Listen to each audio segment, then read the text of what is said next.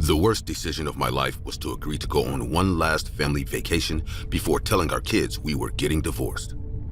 When this happened, I had already decided to leave Darien after years of feeling ignored and slowly erased in my own home. The separation was my decision, and I had accepted that it would hurt, but I believed it was the healthiest choice for our children in the long run. When I told him I wanted a divorce, he reacted in a way that confused me because he did not shout or beg. He just listened and spoke in a controlled tone about timing and responsibility. A few days later, he brought up the mountain trip we had planned months earlier, and he insisted that canceling it would punish the kids for something that was not their fault. He repeated that we could separate after the vacation and that we would tell the children gently step by step so they would not feel like their world collapsed in one day.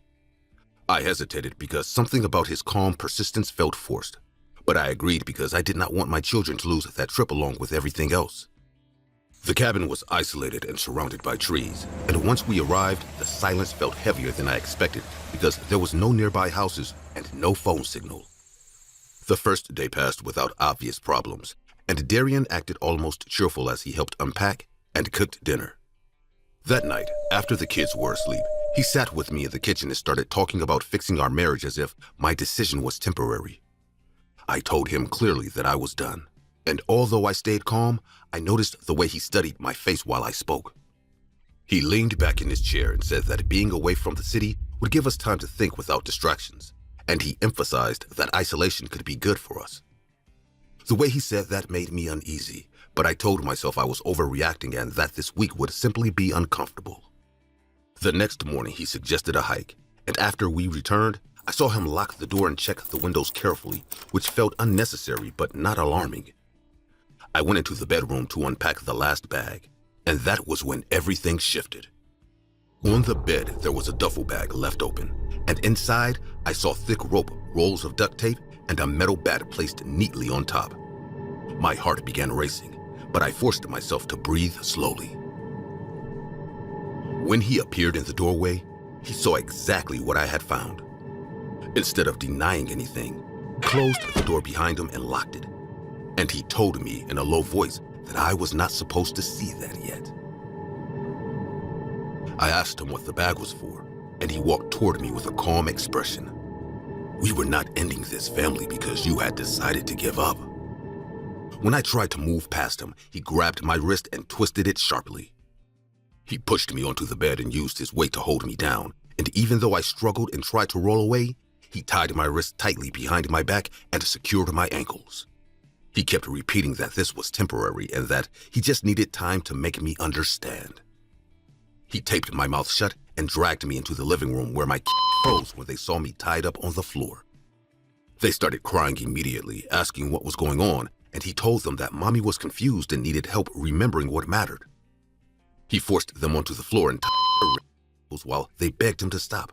And he did it with the same focus he had shown in the bedroom. There was a pause after he finished tying them, and in that silence he stood still, breathing slowly as if considering his next step. That pause filled the room with a tension so strong that I could hear my own pulse in my ears. He removed the tape from my mouth and ordered me to tell the children that I was not leaving him.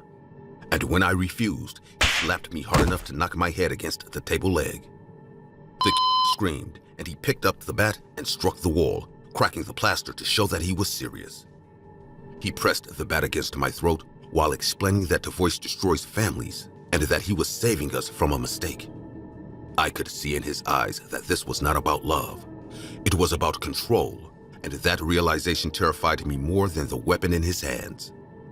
After a while, he untied my wrist but left my ankles bound, saying that we would talk like adults while the children watched, which made the situation feel even more twisted.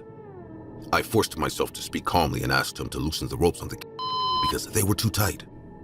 He hesitated for a second, and that small hesitation gave me a narrow opening. When he bent down to adjust my daughter's rope, I lifted both legs and kicked him as hard as I could in the side of his head. He fell against the coffee table and I rolled off the chair and dragged my bound wrist against the sharp edge of broken plaster until the rope started to tear my skin and it then finally began to fray. He recovered quickly and grabbed my ankle, pulling me backward while shouting that I was ruining everything. I twisted and drove my elbow into his throat, then bit his wrist when he tried to cover my mouth, and although he punched me in the side of the head, I kept moving because stopping meant giving him control again. I freed one hand and crawled to my working at the with fingers that felt slow but determined. He lunged toward me, but I kicked his knee hard enough to make him stumble, and I managed to eye both children. I told them clearly to run to the door and not look back, and their faces showed real fear now, not confusion. The front door was locked, and my hands slipped on the knob while I searched for the keys, and I could hear his footsteps getting closer behind us. I grabbed the keys from the hook, dropped them once, and picked them up again while my son cried that he was coming. He slammed into me from behind and pushed me against the wall, knocking the air out of my lungs, and then pulled my hair to drag me away from the door. I blocked his raised fist with my forearm, drove my knee upward to create space, ignoring the sharp pain in my arm. I twisted free and reached the keys first, then ran outside shouting at the kids to get into the car and lock the doors. He tackled me on the gravel before I could reach the driver's side, and we hit the ground hard while he tried to pry the keys from my hand. I swung my arm and the metal key cut across his cheek, and when he tried to pin my arm, I kicked him repeatedly in the stomach until he loosened his grip. I scrambled up, unlocked the car, pushed the kids inside, and locked the doors behind me. He stood in front of the car for a second, staring at me with an expression that felt empty of empathy, and then he stepped aside with a strange smile that made it clear he was not finished. I started the engine and drove down the dirt road as fast as I could. At the gas station, an employee saw the broken window and our injuries and called the police while I explained what had happened in a voice that did not feel like my own. Officers later found Darian trapped with a broken leg, and he tried to claim that I had attacked him first. However, the ropes in the cabin and the marks on our wrist told a different story, and he was arrested that same night. He is now in prison, and my children and I live in a small apartment far from those mountains. Sometimes I realize how close we came to not making it out of that highway alive. Josh Powell was the main suspect in the 2009 disappearance of his wife, Susan Powell, who vanished from their home in Utah under suspicious circumstances.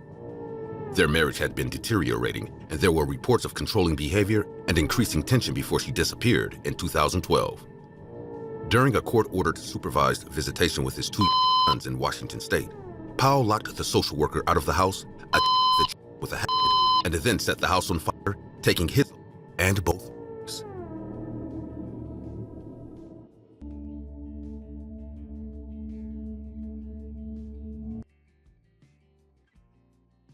If you have a child, understand this clearly. The person who wants to hurt them will not look like a monster at first. It will begin with a smile, with polite words, and with a man who seems calm enough to trust. My name is Ellie, and this happened 8 years ago when my daughter Abril was 6 and still small enough to hold my hand in crowded places. When the traveling amusement park arrived in town, I took her there on a Saturday night because she had been talking about it for weeks. That was when he stepped beside me and started talking to me as if we had known each other before. He said my daughter looked fearless and confident. He did not try to impress me with exaggerated stories. He asked simple questions about Abril's age and school, and he listened carefully to my answers. Nothing about him felt aggressive. I saw him again 3 days later near a bakery close to my apartment, and he greeted me by name. I do not remember telling him my name at the fair, but he said it confidently. He asked about Abril and mentioned details about the ride she had chosen, which meant he had been watching her closely. At first, we began crossing paths too often for it to be coincidence. He appeared near the bus stop when I took Abril to school, and he stood outside of my job, always with an explanation that sounded reasonable. Then the questions about Abril became more specific, and that was when my discomfort began to grow. He asked whether Abril slept with toys, whether she was afraid of strangers, and whether she trusted easily. He said these things with a smile, but there was a focus in his eyes that made me feel exposed. I told him clearly that I was not interested in friendship and that I did not want him approaching us anymore. He nodded and said he understood, and his voice stayed calm, but his expression hardened for a second before returning to that polite mask. For a few days after that, he disappeared, and I allowed myself to think that he had accepted my rejection and moved on. 5 nights later, someone knocked on my door at 10 in the evening. When I checked through the peephole, the corridor was empty. When I opened the door carefully, a cardboard box was placed directly in front of it. I hesitated before bringing it inside because a tight feeling had started to build in my chest. But Abril walked into the living room while I was cutting the tape, and I did not have time to stop her from seeing what was inside. The box contained a life-sized doll with a face that looked too realistic to be comforting. Its skin was stretched tightly over sharp features. When I lifted it, I realized it was heavier than it should have been, and the weight did not feel like stuffing or plastic. Abril stepped closer and touched its arm, and she smiled. She hugged it immediately and asked if it was for her, and I did not know how to explain what I was feeling without frightening her. I told her it must have been left by mistake from the fair, even though I understood that he was the only person who would send something like that. She insisted on keeping it and carried it to her room as if it were a treasure. 3 days after the doll arrived, I entered Abril's room to wake her, and I picked up the doll to move it, and my fingers pressed into the arm in a way that made me recoil. The surface was firm but slightly flexible, and the material looked dry and tight. The smell had grown stronger, and it was no longer faint enough to ignore. I carried the doll into the kitchen and placed it on the table under the bright light. I took a knife and pressed the tip gently against a seam near the shoulder. The blade met resistance and then slid into something dense, not stuffing but layered material that did not belong inside a toy. I pulled the knife away quickly and felt a wave of dread that made my breathing uneven. Abril walked into the kitchen at that moment and saw me holding the knife near the doll.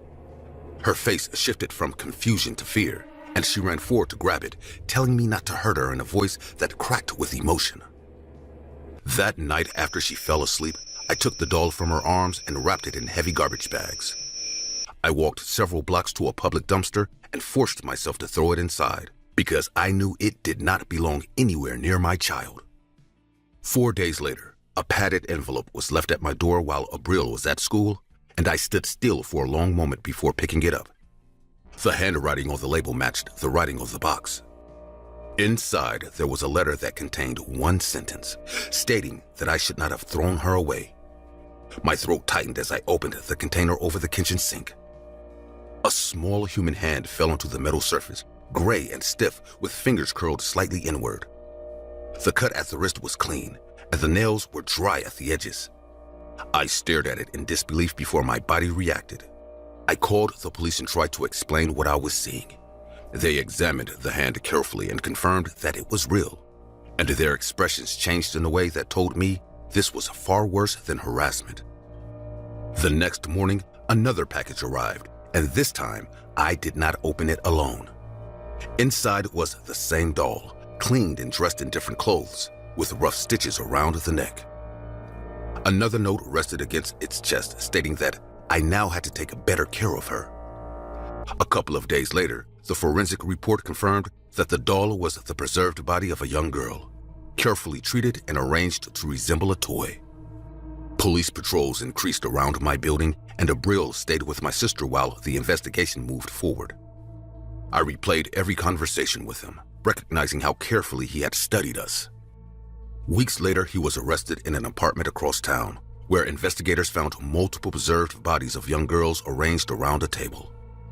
They discovered chemicals, tools, and notebooks containing detailed notes about children he had observed in public places.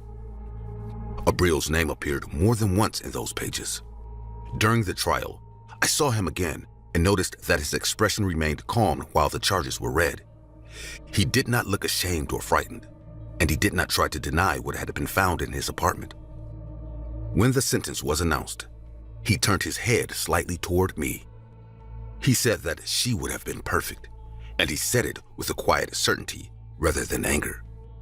Those words have stayed with me longer than any photograph shown in court, because they revealed how he viewed my daughter as something to possess. Abril is 14 now. She remembers the doll only as something strange that I took away from her. I am telling this because predators do not always look violent at first, and sometimes they build trust patiently while planning something that you cannot imagine. I was close to losing my daughter to a man who spoke softly and smiled often, and that is a truth I will never forget. Anatoly Moskvin was arrested in 2011 after authorities discovered he had exhumed dozens of young girls' bodies from cemeteries over several years. He brought the remains to his apartment, where he preserved and dressed them like large dolls, arranging them carefully inside his home. Moskvin claimed he felt connected to the children and treated them as if they were still alive, a detail that shocked investigators and the public alike. If someone had recorded what happened in that private room, no one would believe I walked back into it again 2 days later. I had been working the spa for less than a month, still learning and trying to look confident in front of clients. I needed the job, so I ignored the uneasy feeling that followed me down the hallway the day I was assigned to the owner's son. The receptionist avoided eye contact when she handed me the key card for the private room, which already made me feel exposed before I even stepped inside. I had seen him once in the lobby, speaking over everyone and laughing too loudly, and I knew exactly who he was because the staff changed their tone around him. I told myself that he was just another spoiled client and that my job was simple. Just follow the routine and leave. He was lying face down on the table when I entered, shirt off. I felt very disgusted when I got closer. His skin was extremely oily in a way that is difficult to explain without making me feel sick. The smell in the room was heavy and sour, but I had to focus on keeping my expression neutral so I would not offend him. When I placed my hands on his back, my palms slid too easily, leaving a cloudy film that stuck under my nails. His skin was full of enlarged pores, some dark and clogged, and when I pressed down with more pressure, thin streaks of oil surfaced again as if his body was producing it nonstop. He started making low, exaggerated sounds of pleasure every time I moved my hands, and the noises were not subtle or embarrassed. They were deliberate and loud enough to fill the entire room. Harder. Do not stop there. Press lower. I kept working because I did not want to create a problem. But the longer it went on, the more obvious it became that he was enjoying my discomfort as much as the massage. As the session continued, he began moving his hips slowly against the table, making it impossible to ignore what he was turning the situation into. I tried to redirect the massage toward his shoulders and neck, but he corrected me immediately and ordered me back to his lower back in a tone that did not sound like a suggestion. I stepped away once to wash my hands because they were coated again in grease, and while I stood at the sink, I heard him laughing softly behind me. You do not like getting dirty. You will get used to it. I realized he was testing how far he could push without consequences. When I returned to the table and finally told him the session was over, he rolled onto his back and stared at me in a way that made my skin crawl. His chest and stomach were just as greasy, and the pores were even more visible up close, which made it hard to keep my voice steady. He sat up slowly and said that now it was his turn to give me a massage, as if that were a normal extension of the service. I explained that it was not allowed and that I needed to prepare the room. But he did not accept that answer. I am not asking you. Lock the door properly. When he reached into his jacket and pulled out a knife, small but sharp, the situation shifted from uncomfortable to dangerous in a way that left no room for negotiation. He told me to lock the door, and I did it because I knew no one outside would hear anything over the music. He pressed the blade against my side and ordered me onto the table, reminding me that I worked for his family and that causing trouble would only hurt me. I tried to reason with him, but the knife moved to the back of my neck, and I understood that arguing would only make him more aggressive. I lay face down feeling exposed and powerless, and when he told me to remove my top, I obeyed because I was thinking only about surviving that moment. There was a pause that stretched too long, and then I felt something warm hit my back. He had spit on me, and he spread it slowly with his hands as if it were part of a routine he had practiced before. Do not move. I like when you are quiet. His breathing grew heavy as he leaned closer, and when he shifted toward my face, I knew he was about to spit again, this time directly at me. That thought broke whatever restraint I had left, and I reached blindly for the lamp on the small table beside me. He was so focused on looming over me that he did not notice my arm moving, mixing with the grease and dripping onto the sheets. He screamed in shock and pain, dropping the knife as he stumbled backward, slipping slightly on the oily floor. I rolled off the table, grabbed my shirt without fully putting it on, and rushed to unlock the door while he shouted loudly, "She attacked me! Call the police!" His voice carried down the hallway, and I knew that whatever happened next would not be simple. I almost collided with his father in the hallway, and I tried to explain everything at once, including the knife and the forced contact, but my words came out fast and uneven. Before the owner responded, his son stepped out behind me, holding his bleeding forehead and pointing at me like I had assaulted him without reason. "She's unstable. She hit me for no reason." The owner's expression changed quickly, and instead of checking on me, he focused entirely on his son, ordering towels and telling staff to step back. He then grabbed my arm and pulled me into his office, closing the door with controlled anger. Inside, he spoke in a low voice that was more threatening than shouting, asking if I understood how serious my actions were and how easily this could ruin my career. I repeated what had happened, including the knife and the spit, but he did not react with surprise, which told me that this was not new information for him. He opened a drawer and placed an envelope full of money on the desk, explaining that if the police were called, the security cameras would show only me hitting his son. "My son has needs. You should have handled this better."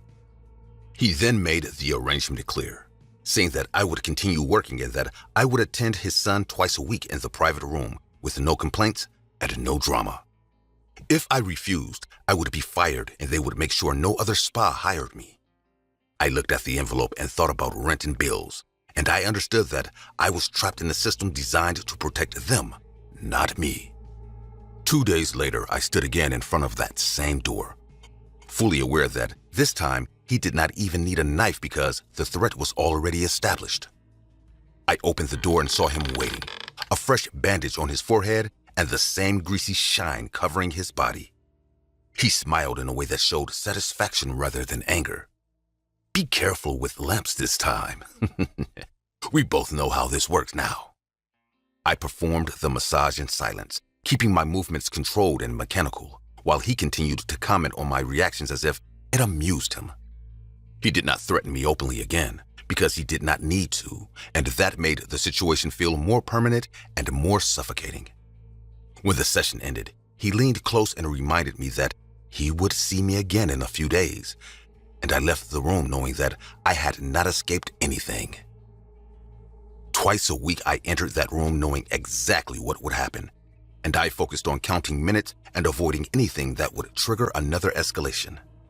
He acted confident and relaxed as if the arrangement proved his control, and I followed the routine because I believed that losing my job would leave me with nothing. Each session reinforced the imbalance, and the spa continued operating normally, welcoming clients with smiles and soft music while hiding what happened behind one closed door. I understood that the owner would always choose his son over any employee, and that any complaint would turn into a story where I was the unstable one. I am still working there while I search for another job, sending applications and hoping someone calls before I lose the ability to endure this routine. I now understand why so many women disappeared from the staff list without explanation. Until I find a way out, I keep showing up sliding the key card, hearing the lock click, and stepping into that room where everything is clean on the surface and rotten underneath. If I had not stayed in my seat and finished my fries, I would not be telling this story right now. I was 14 years old on that Halloween night sitting inside a McDonald's that my friends treated like a legend. That specific location had a rumor attached to it, and even though adults rolled their eyes, kids at school swore the burgers tasted wrong. The story was simple and disgusting at the same time. People said the meat was mixed with human flesh. Nobody had proof, but everyone had a cousin or a neighbor who knew someone who had noticed something strange. It became a dare between us, a creepy challenge to see who could eat there without flinching. My parents thought it was nonsense. They were focused on finding a table while my little sister complained about her costume. The restaurant was full of families, fake cobwebs, and plastic pumpkins taped to the walls. It looked harmless, loud, and normal. I kept staring at the hallway that led to the kitchen, and the more I looked at it, the more I felt pulled toward it. I wanted to see the grill with my own eyes and prove that the rumor was just a stupid story, When my parents started arguing about where to sit, I slid out of the booth and walked toward the employees-only door. I moved slowly so no one would notice, telling myself I would just peek and come back in less than a minute. My heart was beating fast, but I convinced myself it was just excitement. An employee pushed through the door carrying a tray, and before it shut completely, I slipped inside. The kitchen was bright and loud, filled with the sound of oil popping and orders being called out. Everything looked exactly like a normal fast food kitchen. For a few seconds, I almost felt embarrassed for believing the rumor. Workers were flipping patties, salting fries, and stacking buns in quick, practiced motions. There were no secret rooms and no obvious signs of anything illegal. Still, I stepped further in and stood behind a stack of boxes so I could observe without being seen. I wanted to be sure before I walked back out. At first, nothing seemed strange, and I started thinking I should leave before I got caught. Then my eyes landed on a metal prep table near the back wall, and I leaned slightly to get a clearer look. The lights were bright, and there was no confusion about what was in front of me.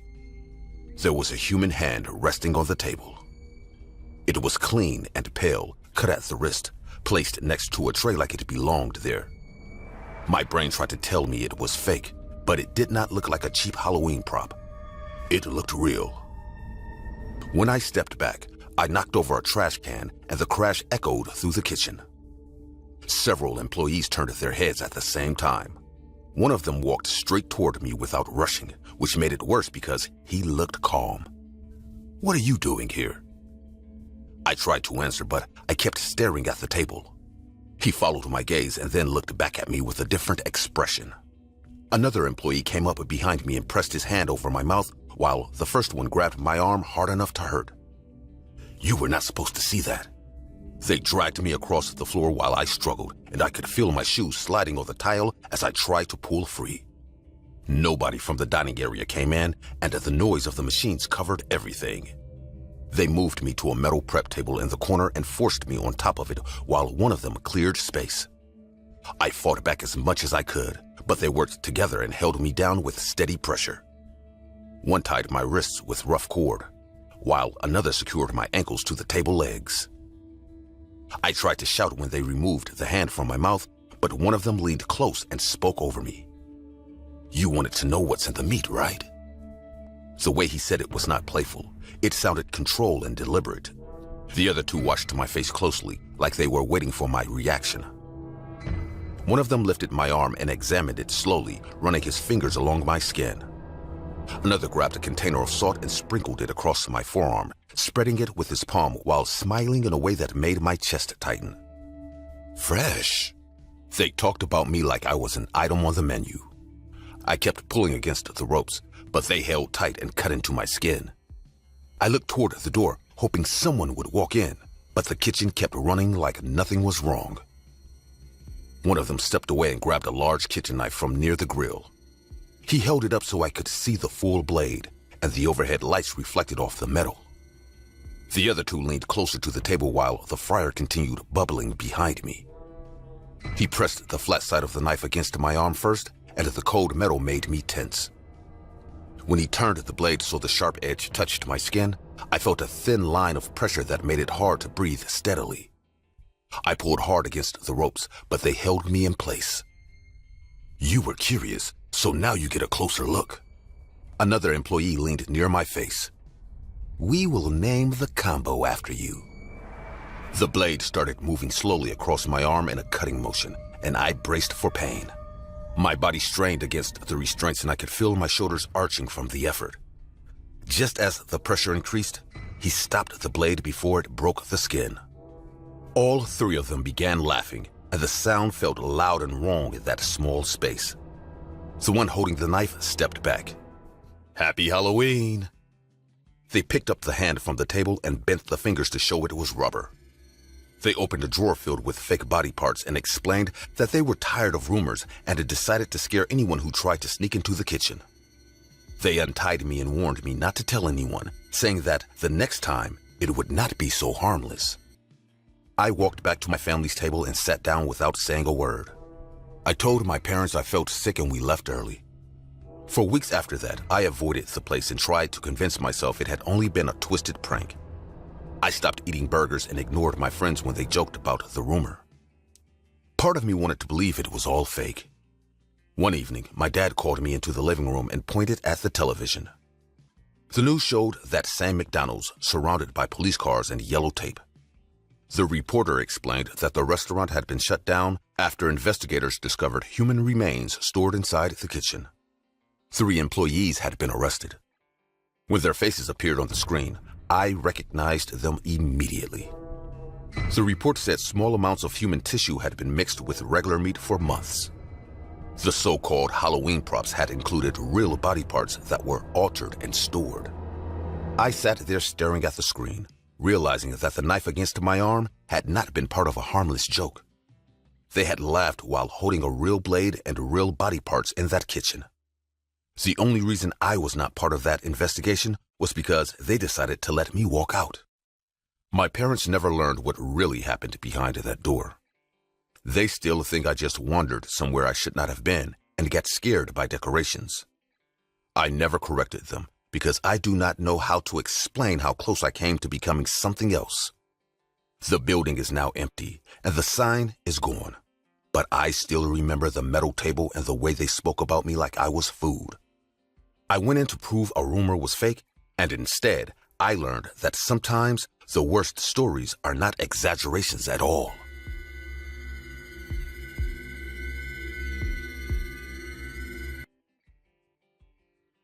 When your best friend shows up at your door in the middle of the night and says he needs to leave the city right now, you understand that whatever is happening is already bigger than a simple trip. This happened a few years ago. I knew Ray most of my life. We grew up together, shared plans, trusted each other without question. Months before the trip, he started acting different in a way that was hard to ignore. He avoided crowds, installed extra locks, and kept checking behind him like someone might be following. I tried to help him seek psychological assistance, as his episodes of paranoia only worsened over time. After not speaking with Ray for a while, when we saw each other again, he seemed to have left his problems behind. But one night he showed up at my apartment looking exhausted and desperate.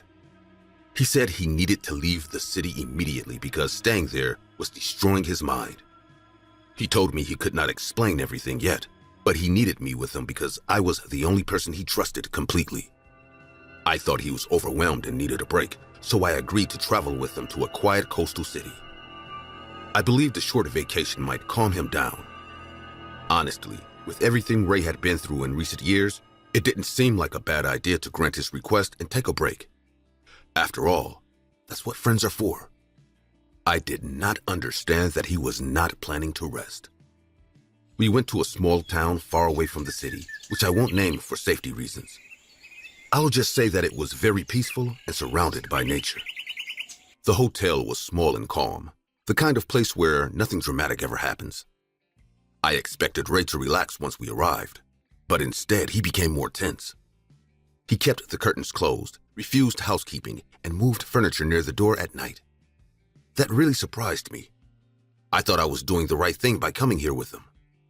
On the second evening, he finally explained what he believed was happening. He said he had joined a private group months earlier, something presented as a professional circle that later revealed strict rules and secret meetings. A lodging house. According to him, once you gave your word to them, walking away was not allowed. I told him that stress and isolation can distort perception, and I suggested we return home and look for professional help, this time for real. He reacted sharply and insisted this was not anxiety, but a real threat. He said people connected to the group had been watching him for months. He admitted that the trip was not a vacation, but an attempt to disappear for a while, hide from the lodge. He asked me to trust him and stay until things settled. I agreed, although I was convinced he needed medical help, not distance. The day he vanished felt forced from the start, like we were pretending everything was fine. We had coffee at a bar near the harbor, and although the place was quiet, he kept scanning the room. I tried to keep the conversation normal, but he barely responded and kept checking his phone. That afternoon, he insisted on walking alone because he felt trapped inside the hotel.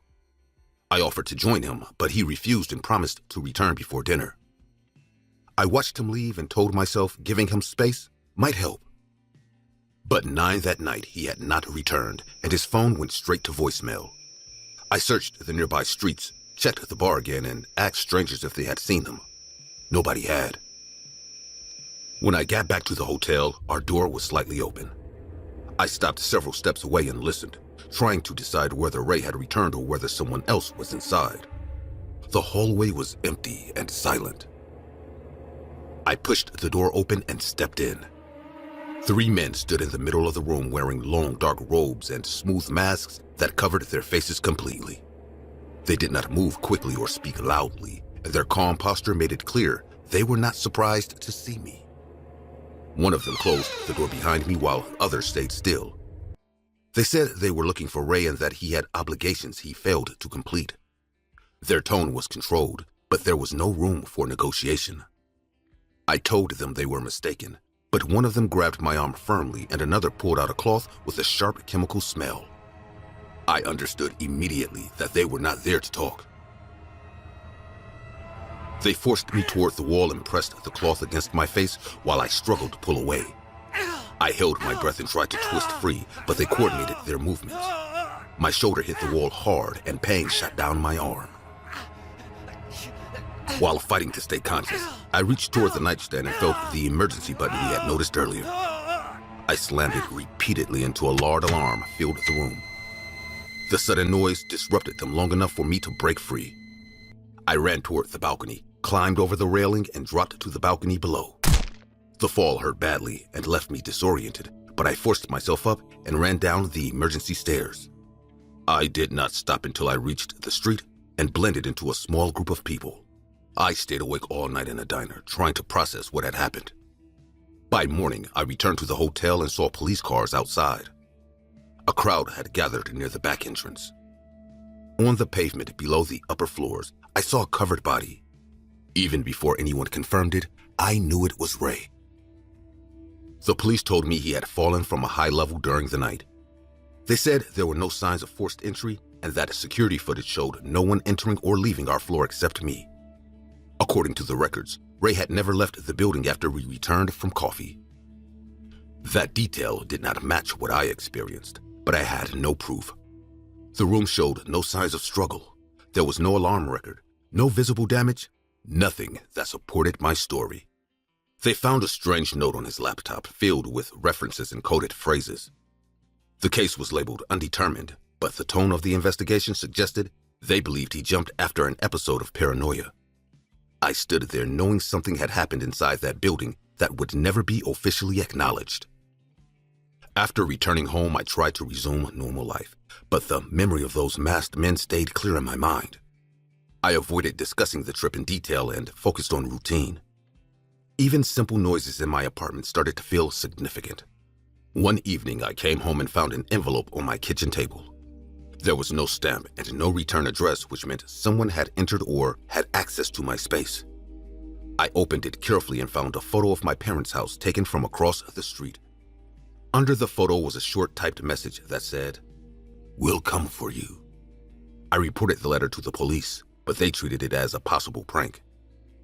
I warned my parents without giving them full details because I did not want to alarm them unnecessarily. Deep down, I understood that whatever Ray had feared was not over. After that letter, I stopped pretending I could live a normal life.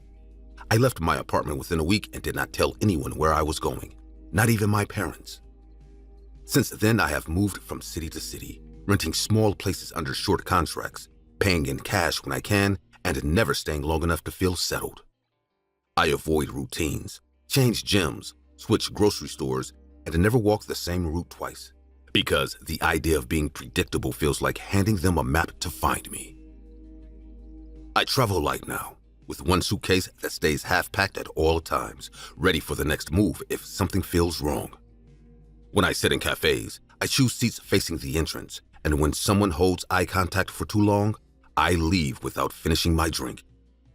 I do not know if they are actually watching or if fear has reshaped my habits permanently, but the difference no longer matters because my life is built around the possibility that they are patient and organized. Years have passed, and Ray's case remains unresolved, discussed online as a mystery with no clear answers, but for me, it had never ended. I stopped expecting closure a long time ago, and I already know that the truth doesn't need to be public to be real. That's how it ends for me, with no answers, no justice, just running away. Ray Riviera died in 2006 after falling from the historic Belvedere Hotel in Baltimore under circumstances that remain deeply unsettling. He disappeared after receiving a sudden phone call, and days later, his body was found in a conference room below a hole in the roof. What intensified the mystery was a strange cryptic note taped behind the computer, filled with references to secret societies, Freemasonry, and coded language that investigators struggled to interpret. The causes of his death remain mysterious. The video that ruined our lives started as a cheap attempt to ride a trend that was already everywhere on TikTok. My boyfriend Gustav and I ran a channel where we explored strange places, tested viral apps, and chased trends. When the Randonautica trend came back, Gustav insisted we should try it because the numbers on those videos were huge again. The app generates random coordinates and claims you might find something meaningful or disturbing if you follow them. We both thought it was nonsense, but nonsense that could easily turn into millions of views if something unusual happened on camera. The location it gave us was a quiet stretch of beach about an hour from the city, far from tourist areas and mostly empty, even during daylight.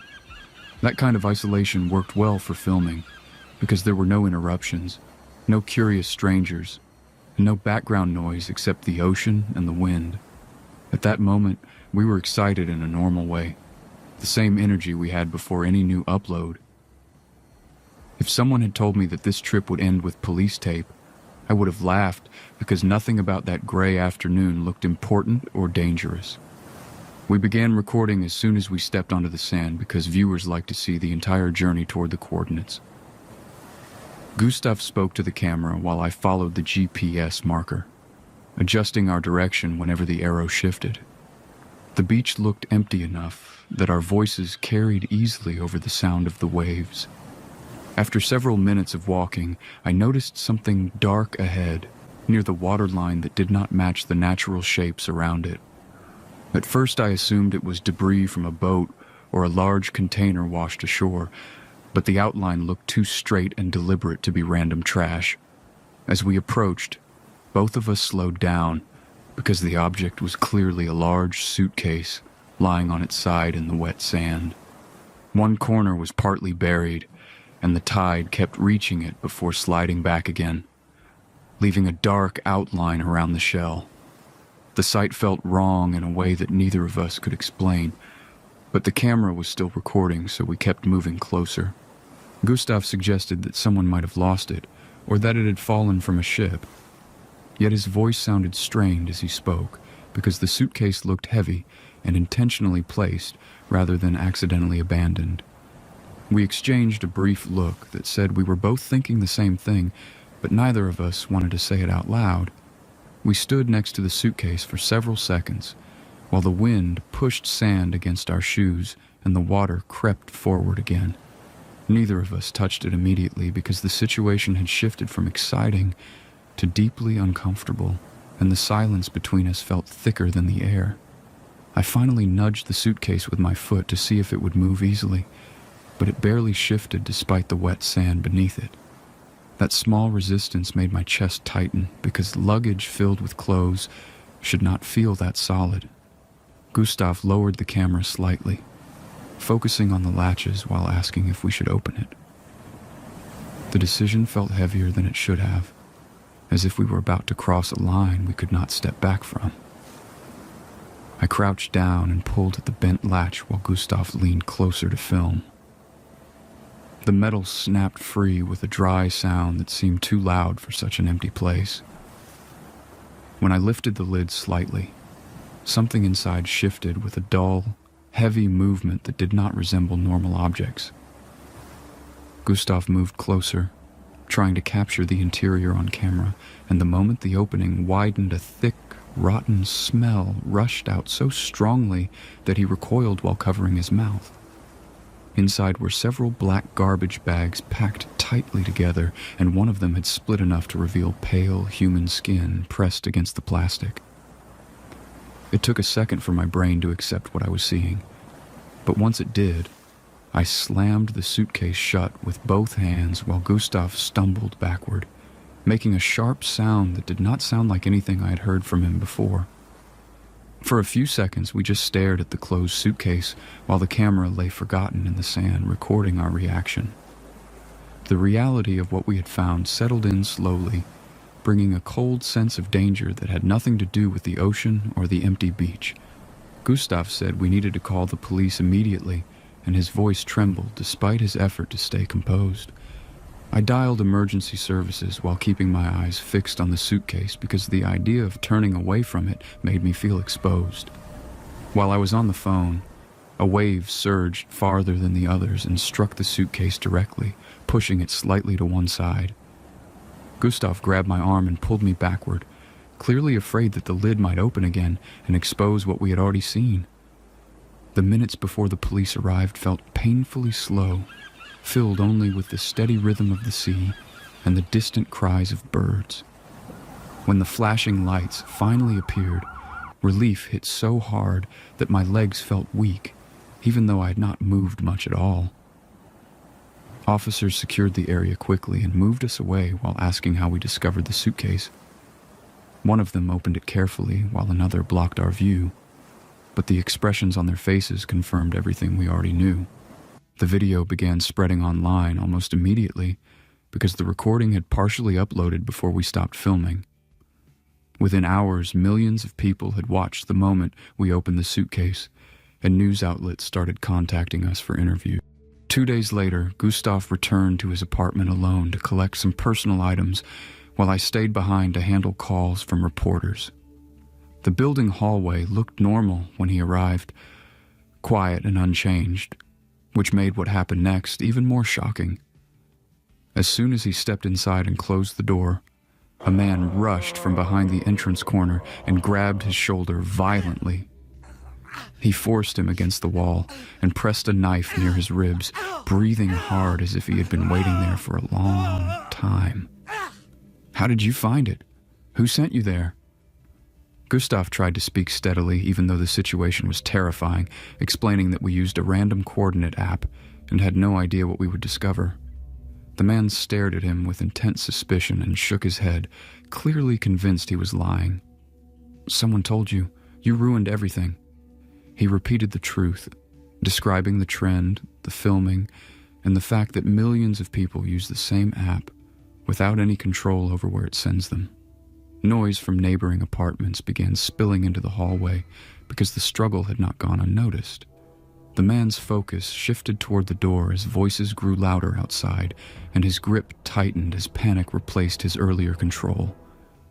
Gustav continued speaking calmly, hoping to keep him from reacting violently while the sounds outside increased. Sirens approached in the distance, growing louder with each passing second. When the police arrived, the man shoved him to the floor and tried to escape through the hallway, but officers intercepted him almost immediately. Gustav remained inside, shaken but alive, while the chaos moved outside his apartment. Investigators later identified him as Michael Lee, the landlord of the 2 victims found in the suitcase. He had murdered Jessica and Austin after a dispute over unpaid rent and disposed of their bodies at the beach, believing no one would ever discover them. Michael Lee eventually confessed once the evidence against him became overwhelming, and the case drew massive public attention because of the viral video that documented the discovery. For viewers, it was shocking content, but for us, it became a permanent shadow that followed everything we did afterward. I began receiving letters from him in prison, filled with anger and accusations that we had intentionally exposed him. Each letter repeated the same demand for an answer, insisting that someone must have guided us to that exact location. Michael Lee is still in prison, still sending letters, and still asking the same question. "Who sent you to the suitcase?" Michael Lee murdered his tenants, Jessica and Austin, after they fell behind on a rent payment, then hid their dismembered remains inside a suitcase and abandoned it. 3 teenagers later discovered the luggage and posted the find online without realizing it contained human remains. The video quickly went viral, reaching around 30 million views, which drew massive public attention and ultimately led investigators to the case. For 2 years, I worked as an Uber driver in a mid-sized city in the United States. I started the job after losing my office position during a round of layoffs. Driving people around was not glamorous, but it paid my rent and gave me control over my hours. I also had one rule. I only accepted rides from women. I canceled every other request. Some passengers complained about it online, but I did not care. Late nights and strangers in the back seat can go wrong very quickly. I decided early that I would not take that risk. Most nights were simple. Pick someone up from a bar, drive them home, listen to short conversations about work or relationships, then move on to the next ride.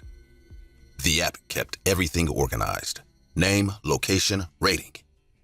I followed the map and avoided trouble. The ride that destroyed my life started like any other. A request appeared on my phone from a passenger named Elsa. The rating was good. Pickup location was a quiet apartment street not far from downtown. I accepted the ride without thinking much about it. The street was calm when I arrived. I parked near the curb and waited. A woman stood near the building entrance. She checked her phone, then looked at my car. Before she could move, a man walked up behind her. He leaned down and he kissed her quickly. She did not look pleased. Her shoulders were tense and she kept glancing at the car. The man opened the back door and climbed inside instead of her. The woman stayed on the sidewalk. She crossed her arms and watched him sit down. Sorry about this. My phone died earlier. She ordered the ride for me. Oh, but that's okay. That kind of situation happens sometimes. I preferred female passengers, but the ride had already started, and he seemed friendly enough. Just add a note in the app next time, that's all. He nodded and thanked me. His voice was calm. Nothing about him stood out. I started driving toward the destination on the map. A few minutes into the ride, the man leaned forward slightly. Actually, I need to change the trip. I forgot something at my place. Can we stop there first? That happened all the time. Passengers adjusted destinations during rides. I told him to update it in the app. He picked up his phone and tapped the screen. A moment later, the map changed. While the navigation recalculated, I noticed something that did not make sense. He had told me his phone battery was dead, yet he was using it now without any problem. I kept driving, but the thought stayed in my head. The first destination was only 5 minutes away. Before we reached it, the road became quiet. No traffic, no pedestrians, just apartment buildings and closed storefronts. I slowed the car and stopped at the address the app showed. For a few seconds, nobody spoke. The man in the back seat looked out the window like he was waiting for someone. The passenger door suddenly opened. Another man stepped into the car and sat beside him. The first man no longer looked friendly. His face went blank. He stopped smiling and leaned back into the seat. I tried to keep my voice steady. I thought you were picking something up. No answer. That was the stop, right? The new passenger closed the door slowly. Drive to the second destination. His voice was quiet and flat. The map updated again. I looked at it for a second. The route was heading toward the edge of the city. I drove for 10 minutes before speaking again. This area isn't a normal drop-off zone. I don't feel comfortable going out there. I'm ending the trip. The car rolled to a slow stop on the road. For a moment, nothing happened. Then one of them grabbed my hair from behind and pulled my head backward. My neck bent against the seat. I could not see clearly. My hands tightened around the steering wheel. Cold metal pressed against my throat. It was a knife. The second man leaned close to my ear. Keep driving. His voice did not rise. He spoke like someone giving a simple instruction. Quiet. Straight ahead. My heart started pounding so hard that my vision blurred for a moment. The man holding my hair did not pull harder. He just kept my head tilted back enough to remind me he could. No one else spoke. I started driving again. The next 20 minutes were silent. Both men sat behind me, watching every movement. I could see them in the mirror. They never looked away. No conversation, no instructions, just steady staring. I gripped the wheel and followed the map while the city lights disappeared behind us. Soon, the road turned narrow. Empty land surrounded us. No houses nearby. I started crying before we even reached the location. Please, I won't report anything. Just let me go. Neither man reacted. The map announced the destination. I stopped the car. For 1 second, I considered stepping on the gas and turning the vehicle around. Instead, I opened the door and ran. That was another mistake. My legs barely carried me 3 steps. Someone tackled me from the side. The third man knocked the air out of my chest when he slammed into me. We both crashed into the dirt beside the road, and I lost control of my breath. Before I could even roll away, the other 2 were already on top of me. One of them grabbed my jacket and dragged me a short distance, while the others began kicking my ribs and my legs. The blows came fast and methodical. They were not yelling or threatening me. They were simply doing it. I tried to crawl away, but someone grabbed my ankle and pulled me back. Another kick landed in my side and forced the air out of my lungs again. I rolled onto my back and raised my arms to block my face. One of them shoved a cloth into my mouth and tied it tight behind my head. I could barely breathe through it. My wrists were pulled behind me and tied together with rope that burned my skin when I struggled. They lifted me by my arms and shoulders and carried me back to the car. I could hear the gravel crunching under their shoes while my feet dragged behind. The back door opened and they threw me against the seat like a bag. My head hit the opposite door and everything went dark for a moment. The last thing I saw before losing consciousness was one of them sliding into the driver's seat. When I woke up again, I was sitting on a cold floor in a basement. My wrists were tied to a metal pipe behind me and my ankles were bound as well.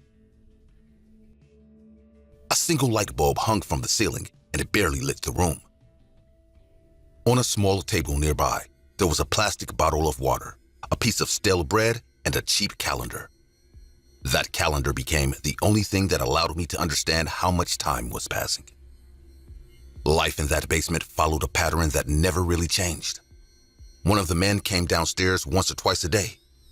Sometimes he brought food, sometimes he did not. Sometimes he untied me and forced me to stand before pushing me against the wall and hitting me until I collapsed again. They rarely spoke while doing it. The silence made everything worse because I never knew when the next visit would happen. The calendar slowly filled with marks that I scratched into it with a loose piece of metal I found near the wall. At first, I counted every day. Later, I only counted weeks. My body became weaker each month. Walking a few steps across the room made my legs shake. My ribs healed badly after repeated injuries, and breathing deeply started to hurt all the time. Almost 3 years passed before anything changed. One morning, I woke up on the floor and could barely lift my head. My body was exhausted, and my vision kept fading in and out. While I lay there, I heard several voices upstairs and loud footsteps moving through the house. The basement door burst open a few minutes later, and police officers rushed down the stairs with flashlights pointed directly at me.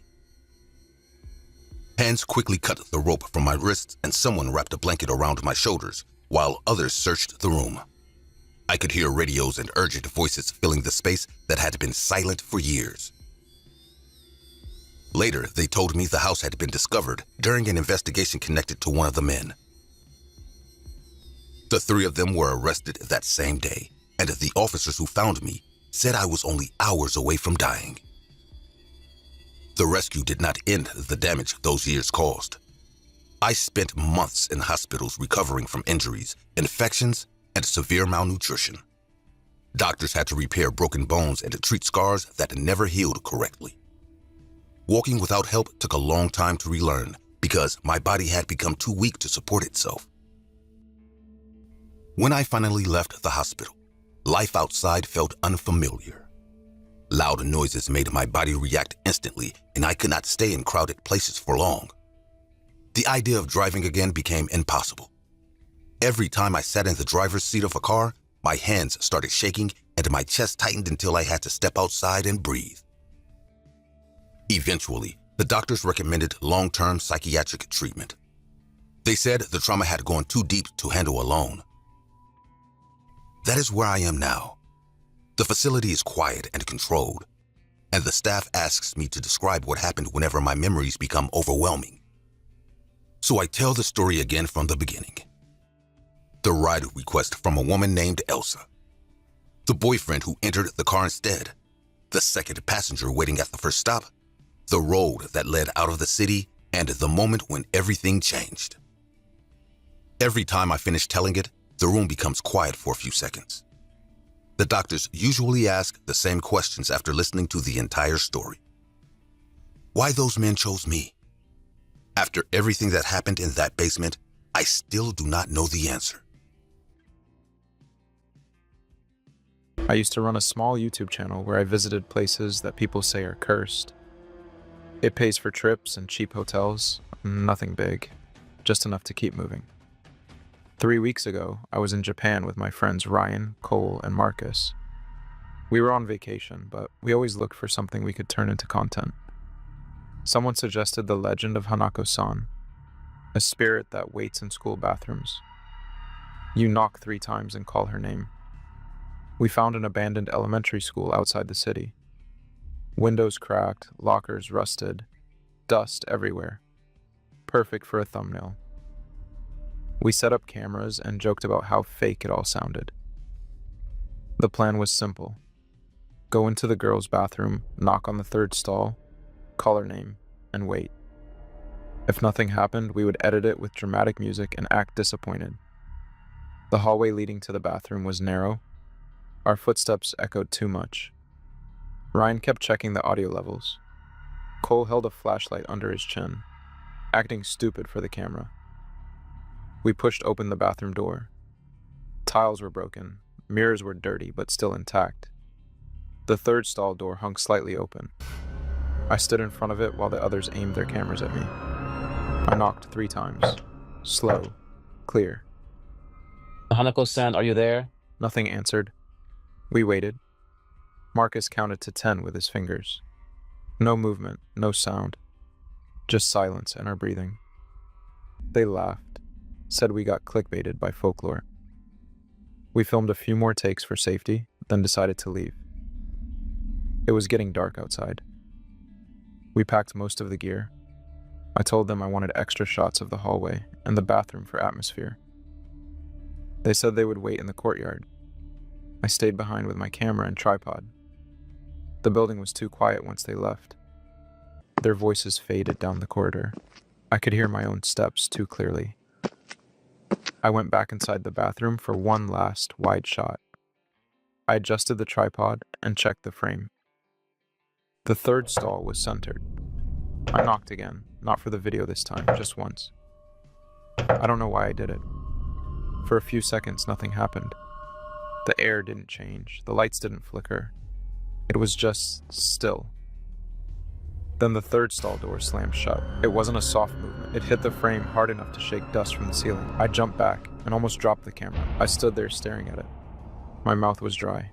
I told myself it was loose hinges. Wind. Old buildings do that. I stepped closer to show the door on camera. My hands were shaking, but I tried to keep the shot steady. That's when I saw it. Under the stall door, 2 small feet appeared. Bare. Pale. Standing flat on the tile. They weren't there before. I had filmed that exact angle minutes earlier. There had been nothing. I backed away slowly. My heel slipped on dust, and I hit the sink behind me. The impact hurt my spine. Guys, stop messing around. My voice echoed too loud. No one answered. The feet didn't move. They just stayed there, facing forward. I turned and ran for the exit. The bathroom door slammed shut in front of me before I reached it. The sound was sharp and final. I grabbed the handle and pulled. It didn't budge. Ryan, open the door. I hit it with my shoulder. Pain shot through my arm. The door didn't even shake. Behind me, I heard the stall latch click open. I didn't turn around at first. I kept pulling at the handle, twisting it hard enough to hurt my wrist. There was a slow sound behind me, bare feet touching tile. One step, then another. I forced myself to look. The stall door was open now. A small girl stood inside. Short black hair, red skirt, white shirt stained near the collar. She stepped out into the bathroom. Her face was calm. She didn't blink. She walked toward me at a steady pace. I tried to move sideways. My legs didn't respond. It wasn't fear freezing me. I've been scared before. This was different. My muscles felt locked, like someone was holding every joint in place. She stopped a few feet away, close enough for me to see her eyes clearly. Why did you call me? Her voice was soft but flat. No anger, no sadness. I tried to answer. My jaw trembled, but no words came out. She tilted her head slightly. Don't you want to play anymore? I could feel tears running down my face. I wasn't trying to cry. It just happened. She smiled. That's fine. I'll play anyway. She stepped closer until her face was inches from mine. I could see the small cracks on her lips. Her hand shot up and grabbed my cheeks. Her fingers were cold and strong. Too strong for a child. I tried to pull back, but my body still refused to move. She opened her mouth. Black liquid poured out. It wasn't a small amount. It came out thick and heavy, covering my nose, my eyes, my mouth. It tasted bitter and metallic. I screamed, but it filled my throat. I coughed and choked. It went into my nose and burned. She didn't stop. She kept holding my face, emptying more into me. I couldn't breathe. My chest spasmed. My vision blurred completely. Everything went dark. I woke up on the bathroom floor with my back against the cold tiles.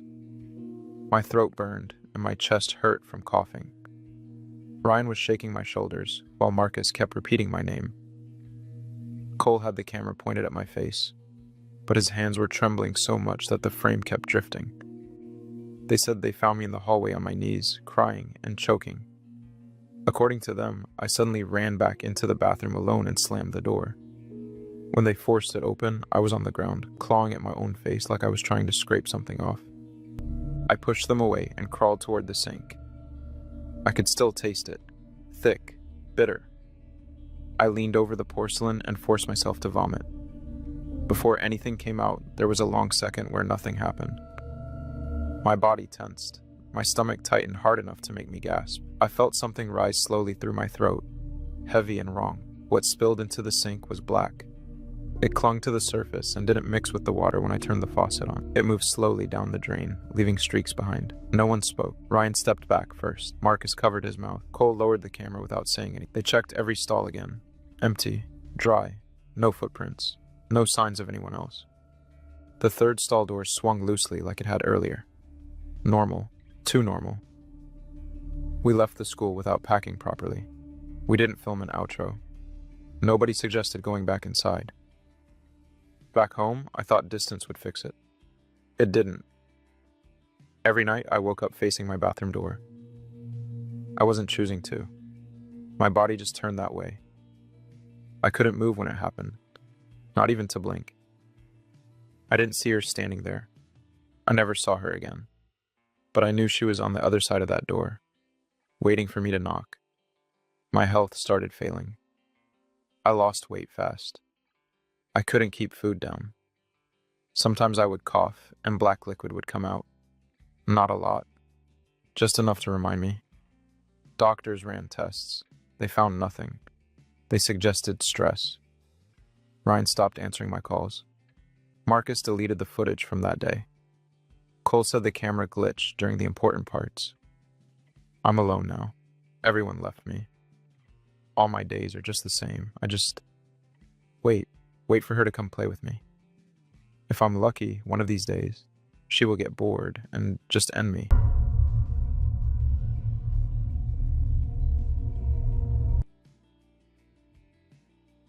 I was driving north after midnight, heading to my parents' house with my family asleep in the car, and I kept forcing my eyes open because I had already slept the night before and refused to admit I needed a break. Claire had offered to drive earlier, but I said I was fine and kept the wheel.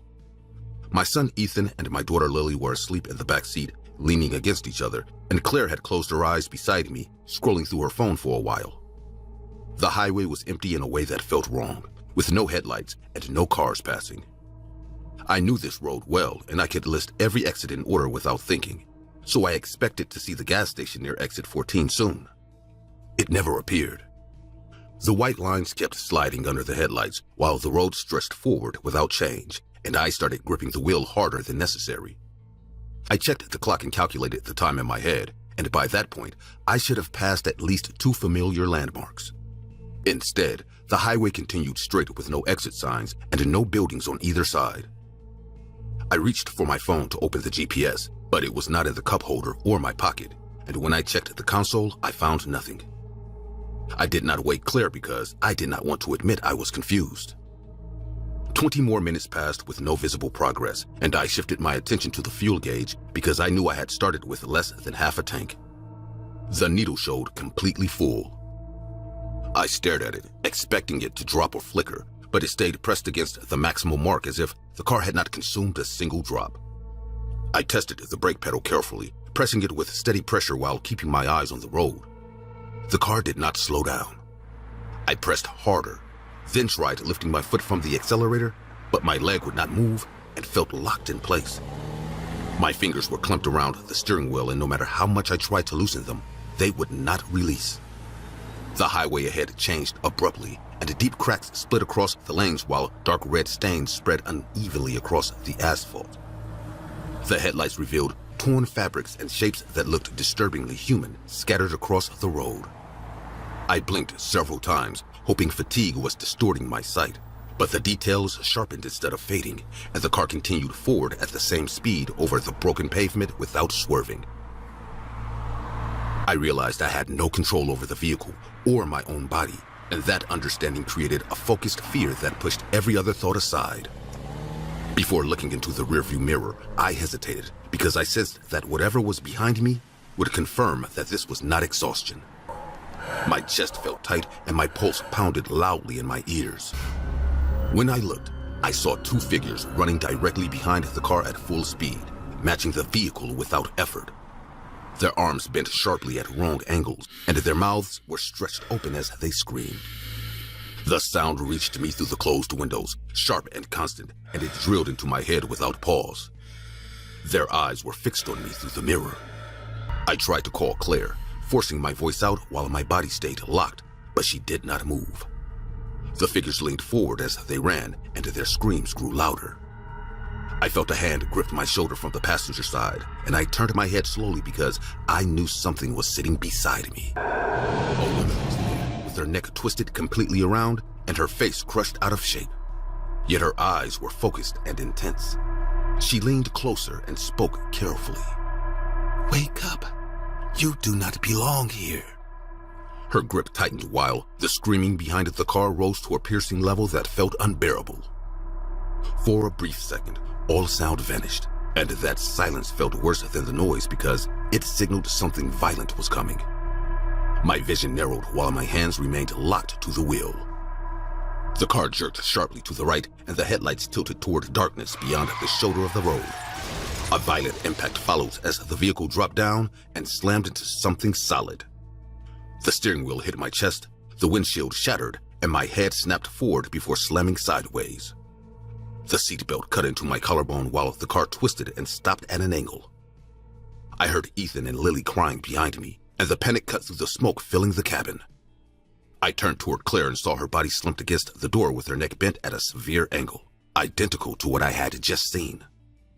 Men shouted outside while pulling at the doors, and rough hands dragged me out before cutting the seatbelt. They pulled the kids out next while they cried for their mother. As I lay on the ground, I saw them reach Claire and then slow down when they realized she was not moving. Sirens approached while my vision faded. I woke up under hospital lights with my chest wrapped and my arm in a sling, and a doctor explained that I had fallen asleep at the wheel before overcorrecting and sending the car off the road into a concrete barrier. He said my children would recover, but Claire died instantly from a neck fracture. The memory returned clearly, and I remembered her offering to drive because she saw how tired I was. I remember refusing and then closing my eyes for a second too long. I recalled waking up to the car drifting right and jerking the wheel sharply in panic, which caused the tires to lose grip and the vehicle to drop down the embankment. When I looked toward the door of the hospital room, I briefly thought I saw her reflection standing there with her head tilted unnaturally, but it disappeared when I blinked. 8 months have passed, and Ethan still wakes up from nightmares while Lily refuses to sit in the front seat of any car. They survived with minor injuries, but they ask about their mother often. I returned once to the highway during the day, and everything looked normal with intact pavement and clear exit signs. The gas station near exit 14 was exactly where it should be. I do not tell anyone about the endless road or the figures running behind the car, because the truth is simple and worse than any vision. I fell asleep while driving my family. When exhaustion hits late at night, I sometimes hear distant screaming in my memory, and I force myself to stand up and move instead of closing my eyes. I know what caused the crash, but the images from that drive remain sharp and refuse to leave. The last time I saw my ex before the restraining order, she was standing across the street from my apartment staring at my windows as if she still lived there. The last time I saw her after that, I was trapped inside a tanning bed while she raised the temperature and listened to me scream. 6 months ago, I filed a restraining order against Mara because her obsession stopped being emotional and started feeling strategic.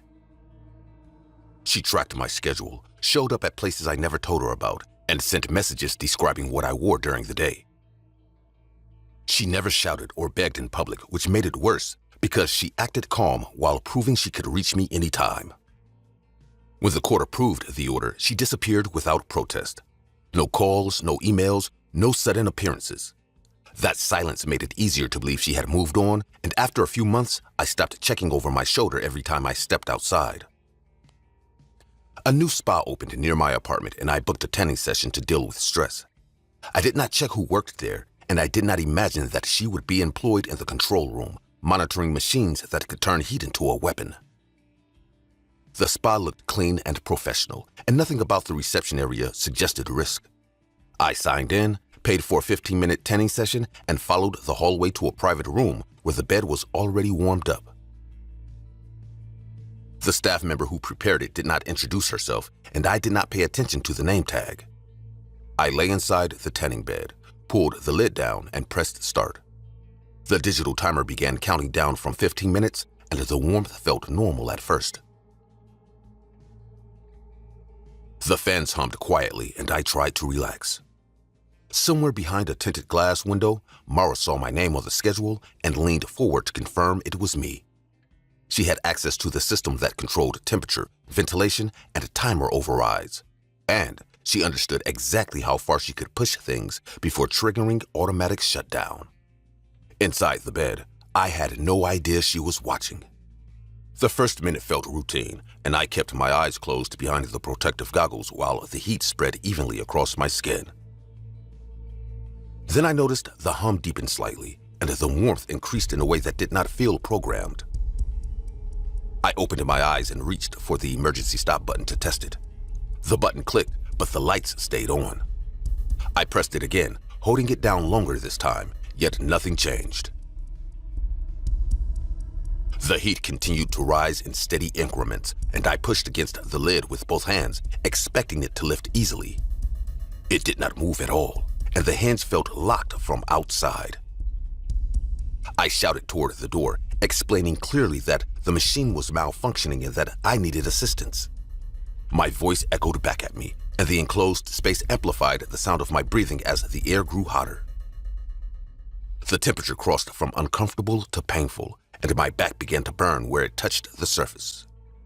In the control room, Mara adjusted the settings manually, overriding the safety limits. She watched me on the monitor as I tried to sit up and failed to create space between my body and the heated surface. The heat increased again, and my chest tightened from the lack of ventilation. I tried to slow my breathing, but the air inside felt trapped and heavy. I pounded the lid with my fist and shouted louder, making sure anyone outside could hear the panic in my voice. Footsteps approached the hallway outside my room, and I yelled that I was being burnt and that the machine would not shut off. A man's voice asked if everything was okay, and I felt relief because someone had noticed the urgency in my tone. Before he could open the door, another voice answered him in a controlled, steady manner that I recognized instantly. Mara told him that I had requested a higher intensity session and that strong reactions were normal. Her voice was calm, almost clinical, and she did not raise it. I shouted her name so the man would understand this was personal and not technical. The temperature inside the bed surged again, and the pain across my arms and face sharpened into something constant and aggressive. I tried to turn onto my side, but the lid pressed down firmly, limiting movement. The man outside hesitated, and I could hear doubt in his breathing as he stood near the door. I kept speaking clearly and loudly, explaining that the emergency stop was not working and that I could not open the lid. The heat intensified further, and my skin felt tight and swollen. Mara's tone changed slightly as she insisted that interference could cause injury, which was meant to intimidate him into backing off. Inside the bed, I felt lightheaded from the heat and forced myself to keep talking so that I would not lose consciousness. The man knocked on the door harder and demanded that it be opened immediately. Mara responded more sharply now, accusing him of overreacting and interfering with staff procedures. The tension in their voices rose, and I understood that he was deciding whether to trust her explanation. Inside, the temperature reached a level that made it difficult to think clearly. My skin burned across my back, shoulders, and face, and I could smell heated plastic mixed with something metallic. I tried again to push the lid upward with both arms, but it did not shift even slightly. The man stopped arguing and slammed his shoulder against the door. The first impact shook the frame but did not break it. Mara raised her voice and told him to step away, but he hit the door again, harder this time. On the third impact, the door cracked and burst open. He rushed inside and saw the machine glowing at a level that was clearly unsafe. He shouted that it needed to be turned off immediately, and I heard movement near the control panel as objects fell to the floor. The bed continued humming at full intensity while they struggled near the controls. He pulled the main power cord from the wall, causing sparks to flash near the outlet. The lights flickered violently before shutting down, and the lid released with a mechanical click.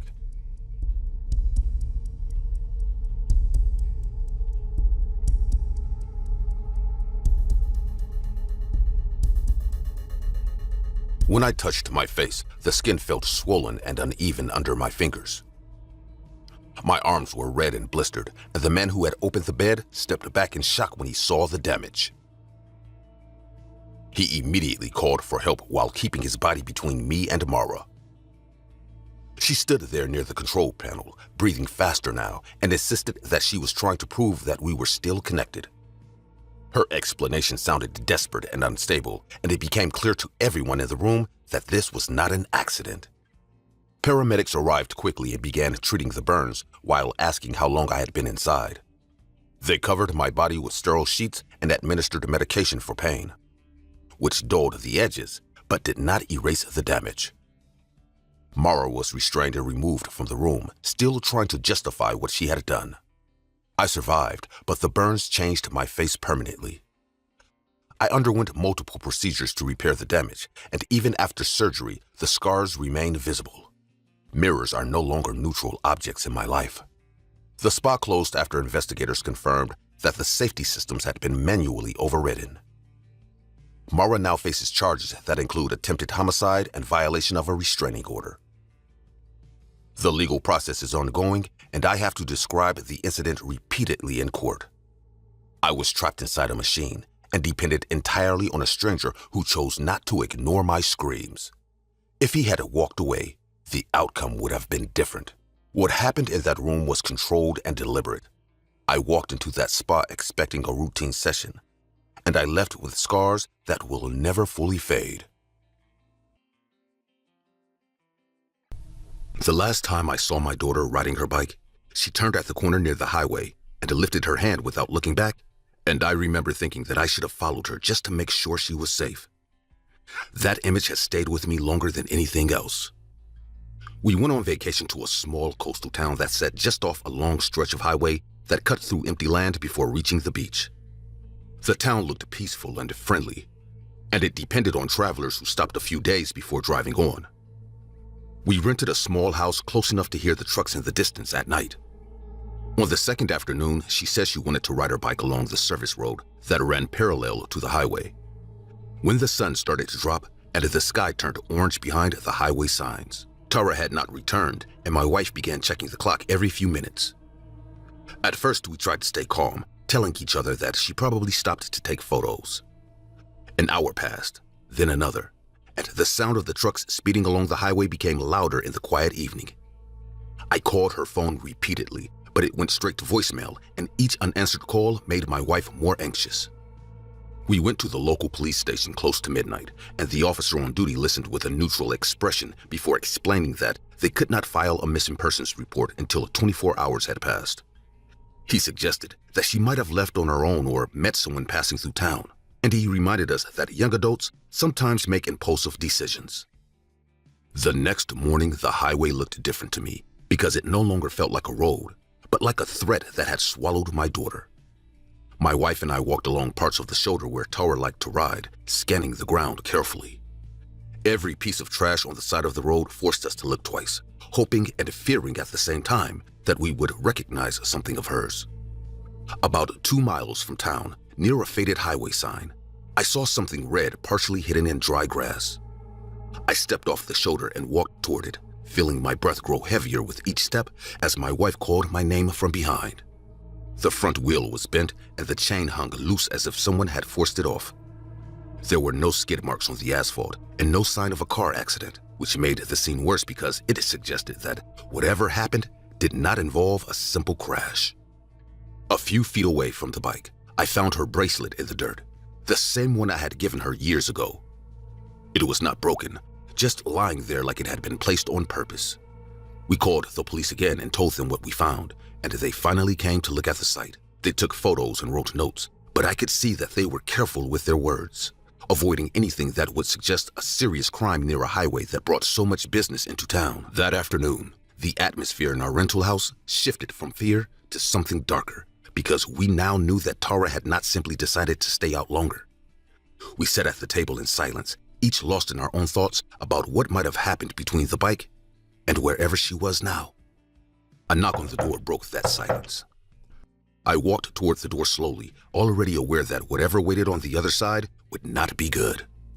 An envelope lay on the porch, and inside was a Polaroid photo of Tara tied up with rope and tape over her mouth next to an old couch. We decided to act on our own. Every minute counted in our daughter's life. That night, I remembered that we had a family location app installed on our phones. I never knew how to use it, but it was time to act. Her location was still active, and that blinking dot appeared near a small cluster of houses not far from the highway, hidden behind dunes where travelers rarely stopped. I took the gun from the glove compartment and drove down the location, following a narrow road that branched off from the highway and led to a few isolated houses. The house that matched the location was small and worn, sitting close enough to the highway that passing trucks shook the thin windows. One light was on inside, and there were tire marks in the dirt that looked recent, which made my pulse quicken because it meant someone had been there not long ago. I stood outside the door listening carefully, trying to hear voices, movement, anything that would confirm she was inside. The tension built slowly as cars rushed by on the highway behind me, their headlights cutting through the dark and disappearing just as fast. When I pushed the door open, it creaked loudly and I stepped into a living room that looked ordinary at first glance. A couch, a low table, a chair tipped on its side, and on the table lay Tara's phone with the screen cracked, but still glowing faintly. I called her name more than once, moving carefully toward the hallway, and my voice sounded weak in that small place. No one answered, and the silence that followed felt deliberate, as if the house itself were holding something back. In the bedroom at the end of the hall, the bed sheets were twisted and there were fresh footprints in the sand that had been tracked inside from the back door. I rushed outside toward the dunes behind the house, scanning the darkness for movement. The wind carried the distant noise of engines from the highway, and for a second, I thought I saw headlights moving away on a dirt path that connected back to the main road. I ran toward that path, but by the time I reached it, there was nothing except dust settling in the air. Whoever had been there had already left, and if Tara had been with them, she was now somewhere on that highway, swallowed by traffic and distance. I called the police from outside the house and told them exactly where I was, forcing my voice to stay steady even though I felt like I was losing control of the situation completely. When they arrived, they searched the house and collected the rope and tape, but their expressions told me that they were already preparing to treat this as another unresolved case. They asked why I had come alone instead of waiting for them, and I did not have a good answer that would satisfy anyone. I showed them the phone on the table and the location app that had led me there, and one officer muttered that whoever took her must have realized the phone was still active and left it behind. There were no neighbors willing to say they saw anything, even though the highway ran close enough for drivers to notice activity near the house. The officer said that with so many vehicles passing through, it would be nearly impossible to track which one might have picked someone up or forced them inside. When I returned to the rental house and told my wife that Tara had not been there, she broke down in a way that made me feel smaller than I have ever felt in my life. I had gone there believing I would bring our daughter home, and instead, I had only confirmed that she was gone and moving further away.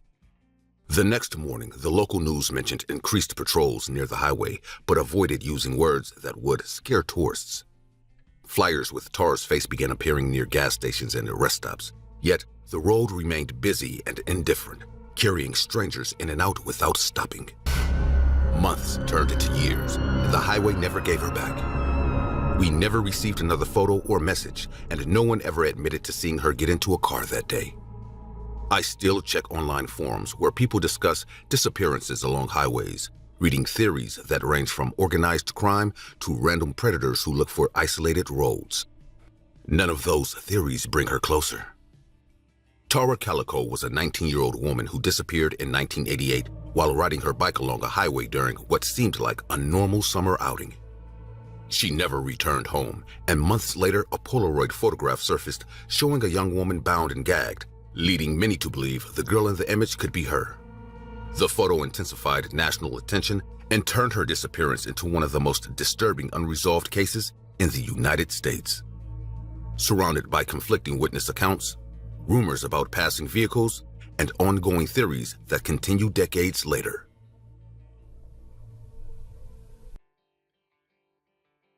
I ordered the ride late at night after leaving a friend's apartment. The street was quiet, and the gray sedan waiting at the curb matched the car shown in the app. The driver's name was Diane, and the engine was already running when I approached the passenger door. The window rolled down, and a middle-aged woman leaned slightly toward me with a bright and welcoming smile. She greeted me with a cheerful tone that immediately made the situation feel relaxed. Hey there, you must be Colin. Yeah, that's me. Good, hop in. The inside of the car smelled clean and warm. Soft music played quietly while she pulled away from the curb and joined the avenue traffic.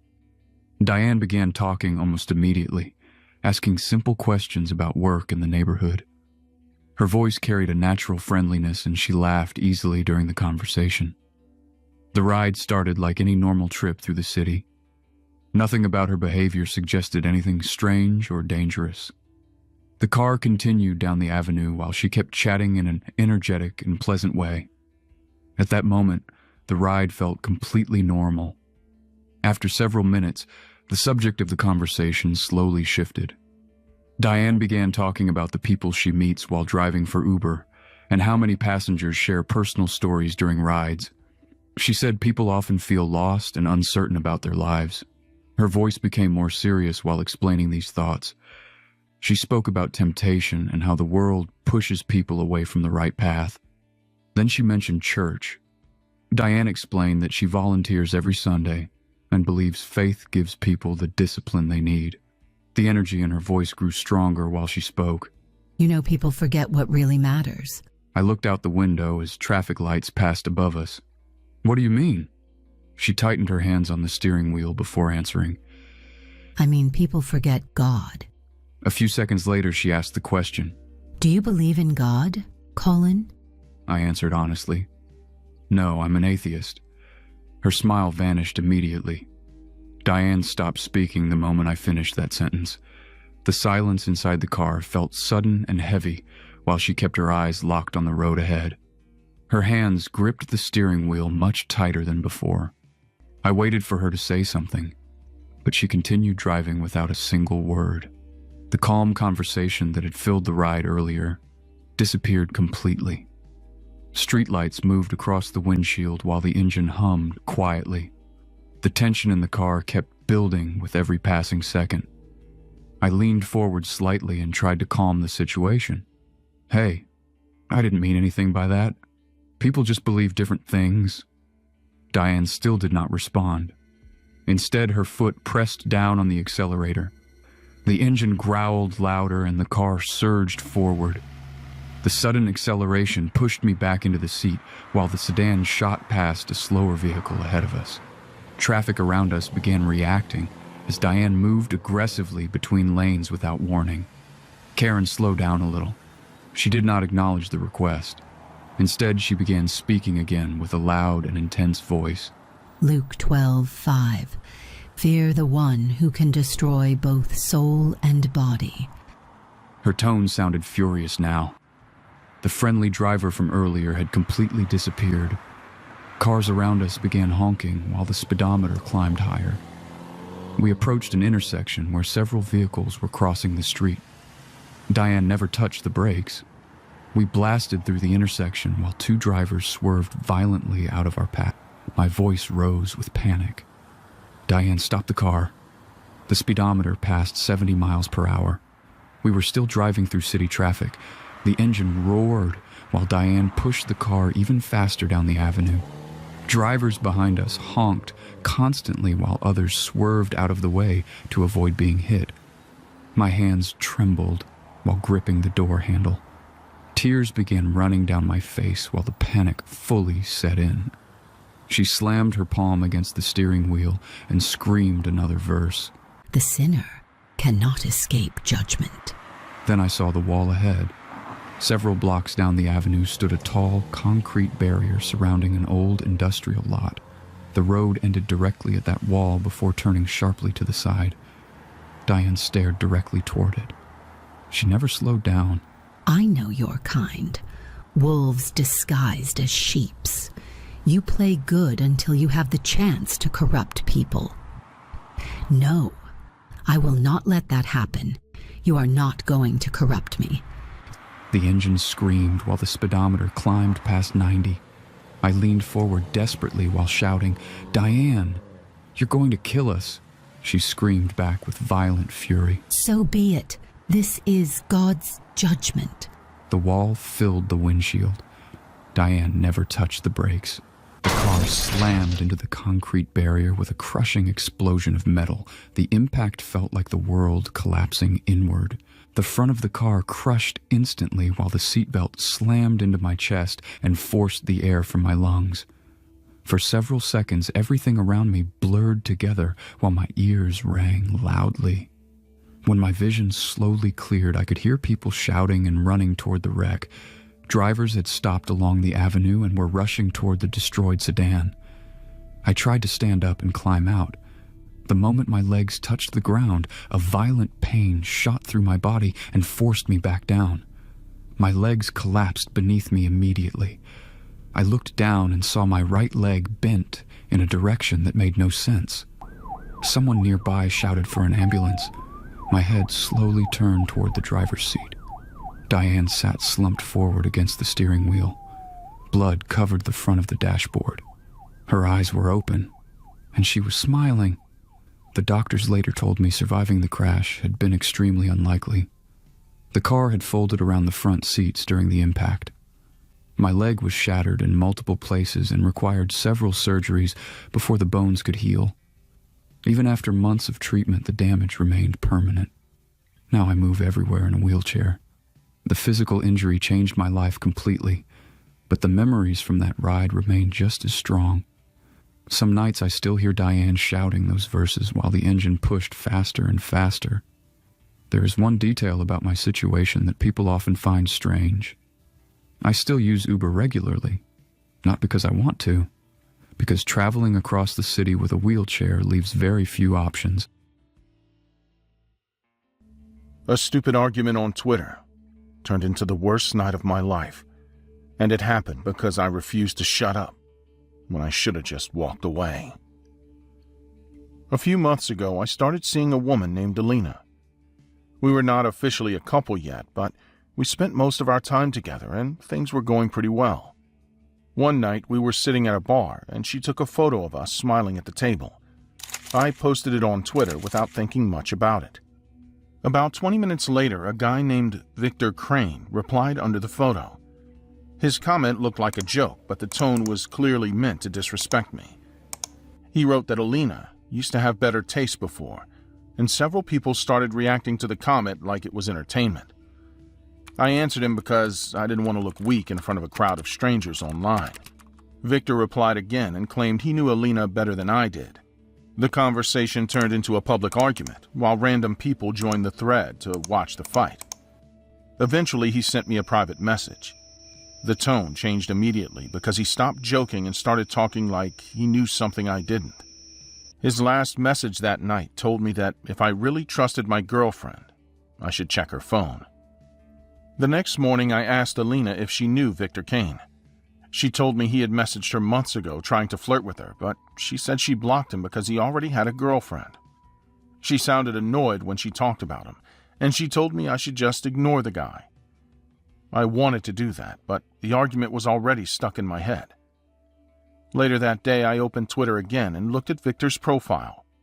It was full of normal posts, gym photos, and pictures of him with a woman who was clearly his girlfriend.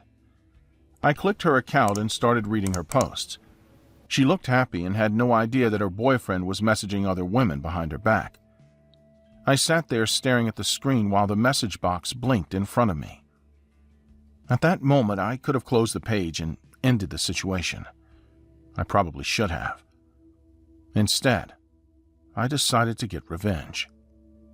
I sent her a message telling her that Victor had been sending photos to my girlfriend. When she didn't respond, I went back to the public thread and wrote that Victor liked flirting with other women while pretending to be loyal to his girlfriend. The reaction started almost immediately. Likes and replies kept appearing under the post while strangers began asking questions about Victor. The attention pushed me further because it felt like people were supporting me. Victor eventually replied under the post, and his response sounded calm in a way that irritated me. He told me to relax and stop creating drama. His attitude made me even more angry because it looked like he was treating the whole thing like a joke. Instead of stopping, I tagged his girlfriend in the post so she would see it. I also tagged a few of her friends whose names appeared in her photos. The argument quickly spread beyond the two of us, and more people began digging through Victor's old tweets. He sent me another private message telling me to stop involving her in the situation. I ignored him and wrote another public post accusing him again. I kept tagging more people connected to his girlfriend because I wanted everyone to know what he was doing. Victor's next message sounded different. The calm tone disappeared and he told me I had crossed the line. He warned me that I needed to stop posting before things got worse. I didn't listen. I kept writing and tagging people while hundreds of strangers watched the argument grow. By the evening, the thread had turned into a complete mess. People who didn't even know us were arguing in the replies while others shared screenshots across the platform. Victor stopped posting publicly, which only made the situation feel stranger. I was sitting at my desk refreshing the page when a new private message from him appeared. He wrote that the online post needed to stop because the situation had already gone too far. I answered him with the same aggressive tone I'd used all day and asked what he planned to do about it. A few seconds passed before he replied again. He told me that if I really wanted to settle the argument, we should talk in person instead of hiding behind screens. Then he sent the address of an abandoned steel factory outside the city. For a moment, I stared at the message while the quiet in my apartment made the decision feel heavier than the online argument ever had. I still answered yes. I told him I'd meet him at midnight. The factory looked massive when I arrived that night. Broken windows covered the walls, and weeds had grown across the empty parking lot. I sat inside my car for a moment because the place felt much more serious than the fight we had online. Eventually, I stepped out and walked toward the entrance. The front door was already open, and the inside of the building was dark, except for a weak light hanging above in the middle of the floor. When I walked deeper into the room, I noticed something under that light. A chair stood in the center of the factory. My mother was tied to it. Her hands were bound behind the chair and tape covered her mouth. She started shaking the moment she saw me walk closer. I ran toward her without thinking.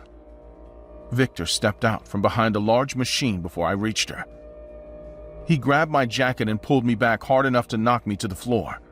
The impact made my head spin while my mother struggled against the ropes and tried to scream through the tape. Victor walked toward her slowly and pulled a knife from his pocket. He looked at me with a smile that showed how angry he had been all day. He told me that I enjoyed humiliating people online, and now I was going to understand what that felt like.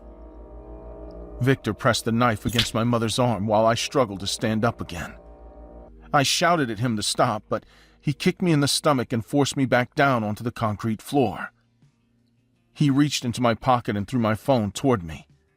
The device slid across the ground and stopped near my hand. Victor told me to pick it up and open Twitter. When I hesitated, he pushed the blade slightly into my mother's arm, and the pain made her cry through the tape. He told me to write a post saying that everything I had accused him of was a lie. My hands moved across the screen while he watched closely. I typed that I'd made the whole story up and that Victor had done nothing wrong. Then he ordered me to tag the same people again so they would see the confession. After I posted the message, Victor waited until the first replies started appearing under the thread. When he saw the reactions, he looked satisfied. He cut the ropes holding my mother's arms and stepped back and running out of the building. My mother and I left the factory as quickly as we could.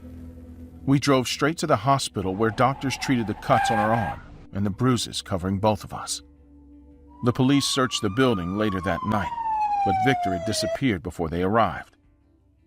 By the next morning, his social media accounts were gone. The confession I posted is still online, and thousands of people believe that version of the story because they never saw what happened inside that factory.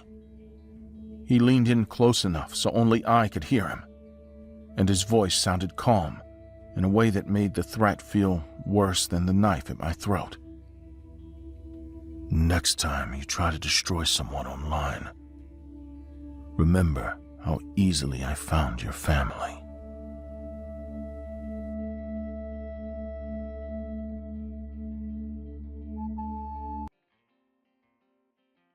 It was late, and I was lying on my couch scrolling through Twitter with my phone inches from my face. The room lights were on, the TV was running in the background, and I was half paying attention to anything on the screen. My feed was the usual garbage. Then a thread appeared that didn't look like the rest. The account had almost no followers.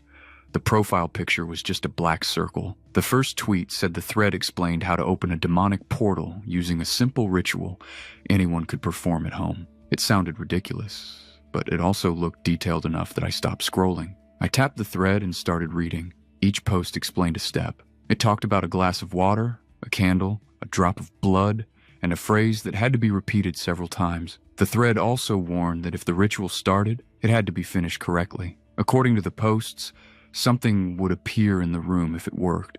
I didn't believe it for a second, but I kept reading for almost an hour anyway. The instructions were simple enough that anyone could follow them. The ritual needed a quiet room, one candle, a glass of water, and a piece of paper with a symbol drawn on it.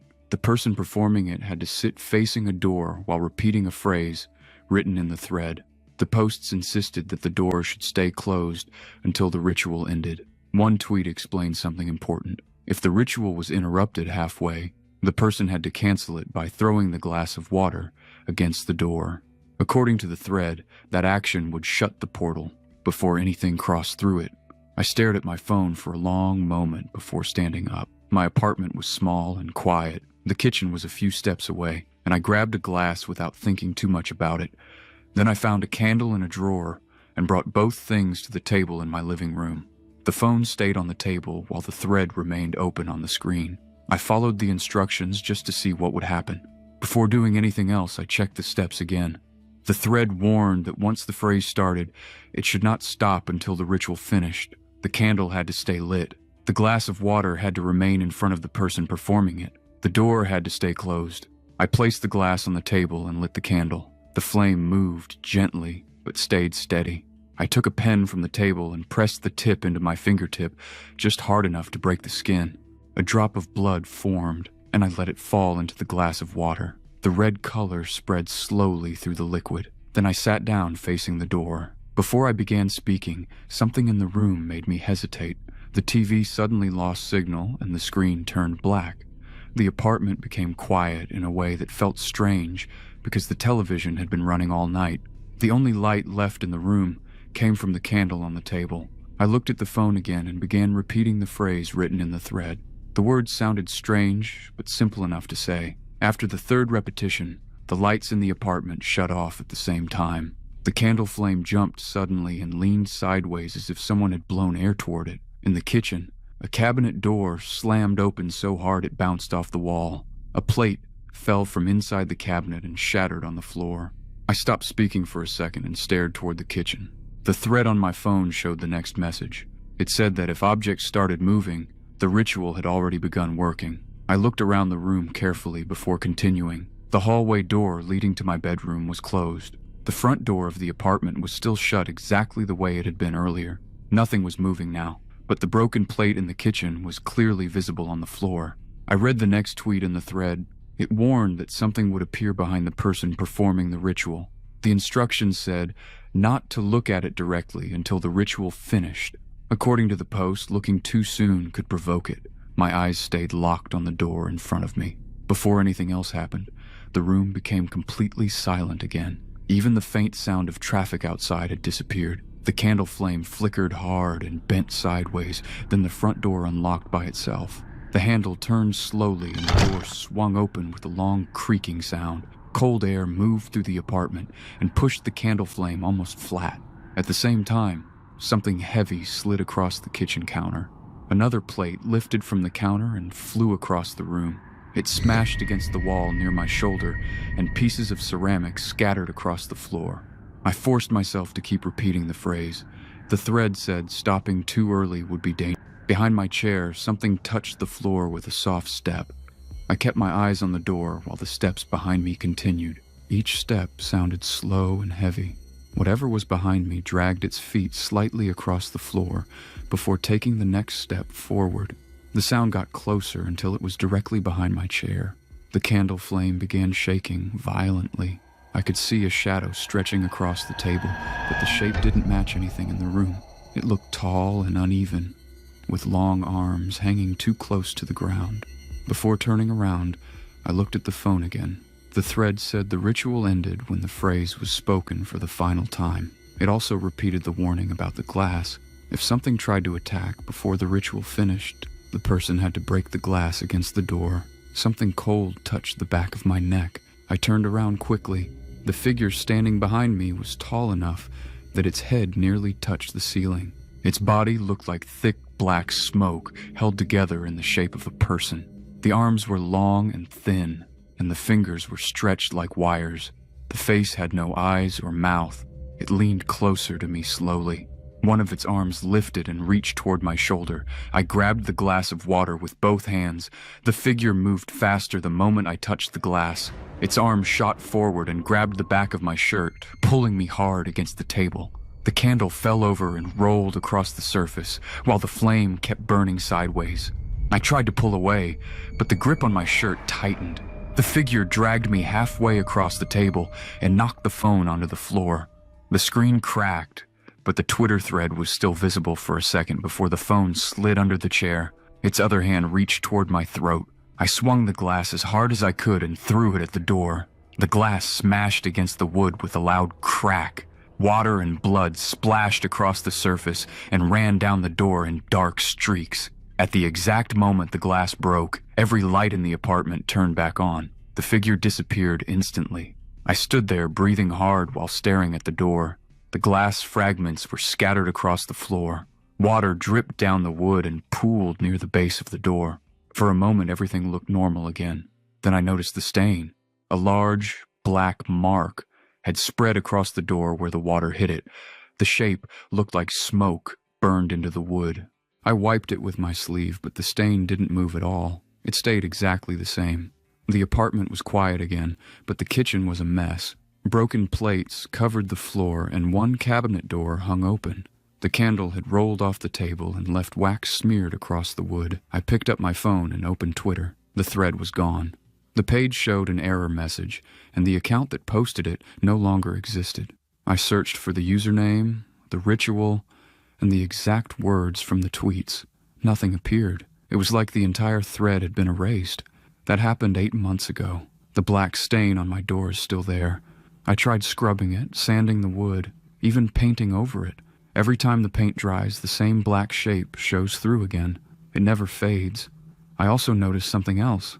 Late at night, when the apartment is quiet, the door handle moves slightly on its own. It doesn't open completely, but it turns slowly as if something on the other side is testing it, and sometimes I hear a dragging step behind me while I sit at the table. The moment I saw the photo, I knew something in my life had just broken in a way that would not be easy to fix. A coworker sent me a message late at night, asking if my Twitter account had been hacked, and when I asked what he meant, he did not explain anything in words because he simply sent a screenshot instead. The image opened on my phone, and for several seconds I stared at it without understanding what I was looking at, because the woman in the photo was completely naked, and yet the face looking straight into the camera was clearly mine. The lighting in the image matched a selfie I had posted months earlier while drinking coffee in my kitchen before work, which meant someone had taken that harmless photo and fed it into an AI program that could generate a full body. The result looked disturbingly real, and the longer I examined the details, the more obvious it became that this was not a clumsy edit made for a joke.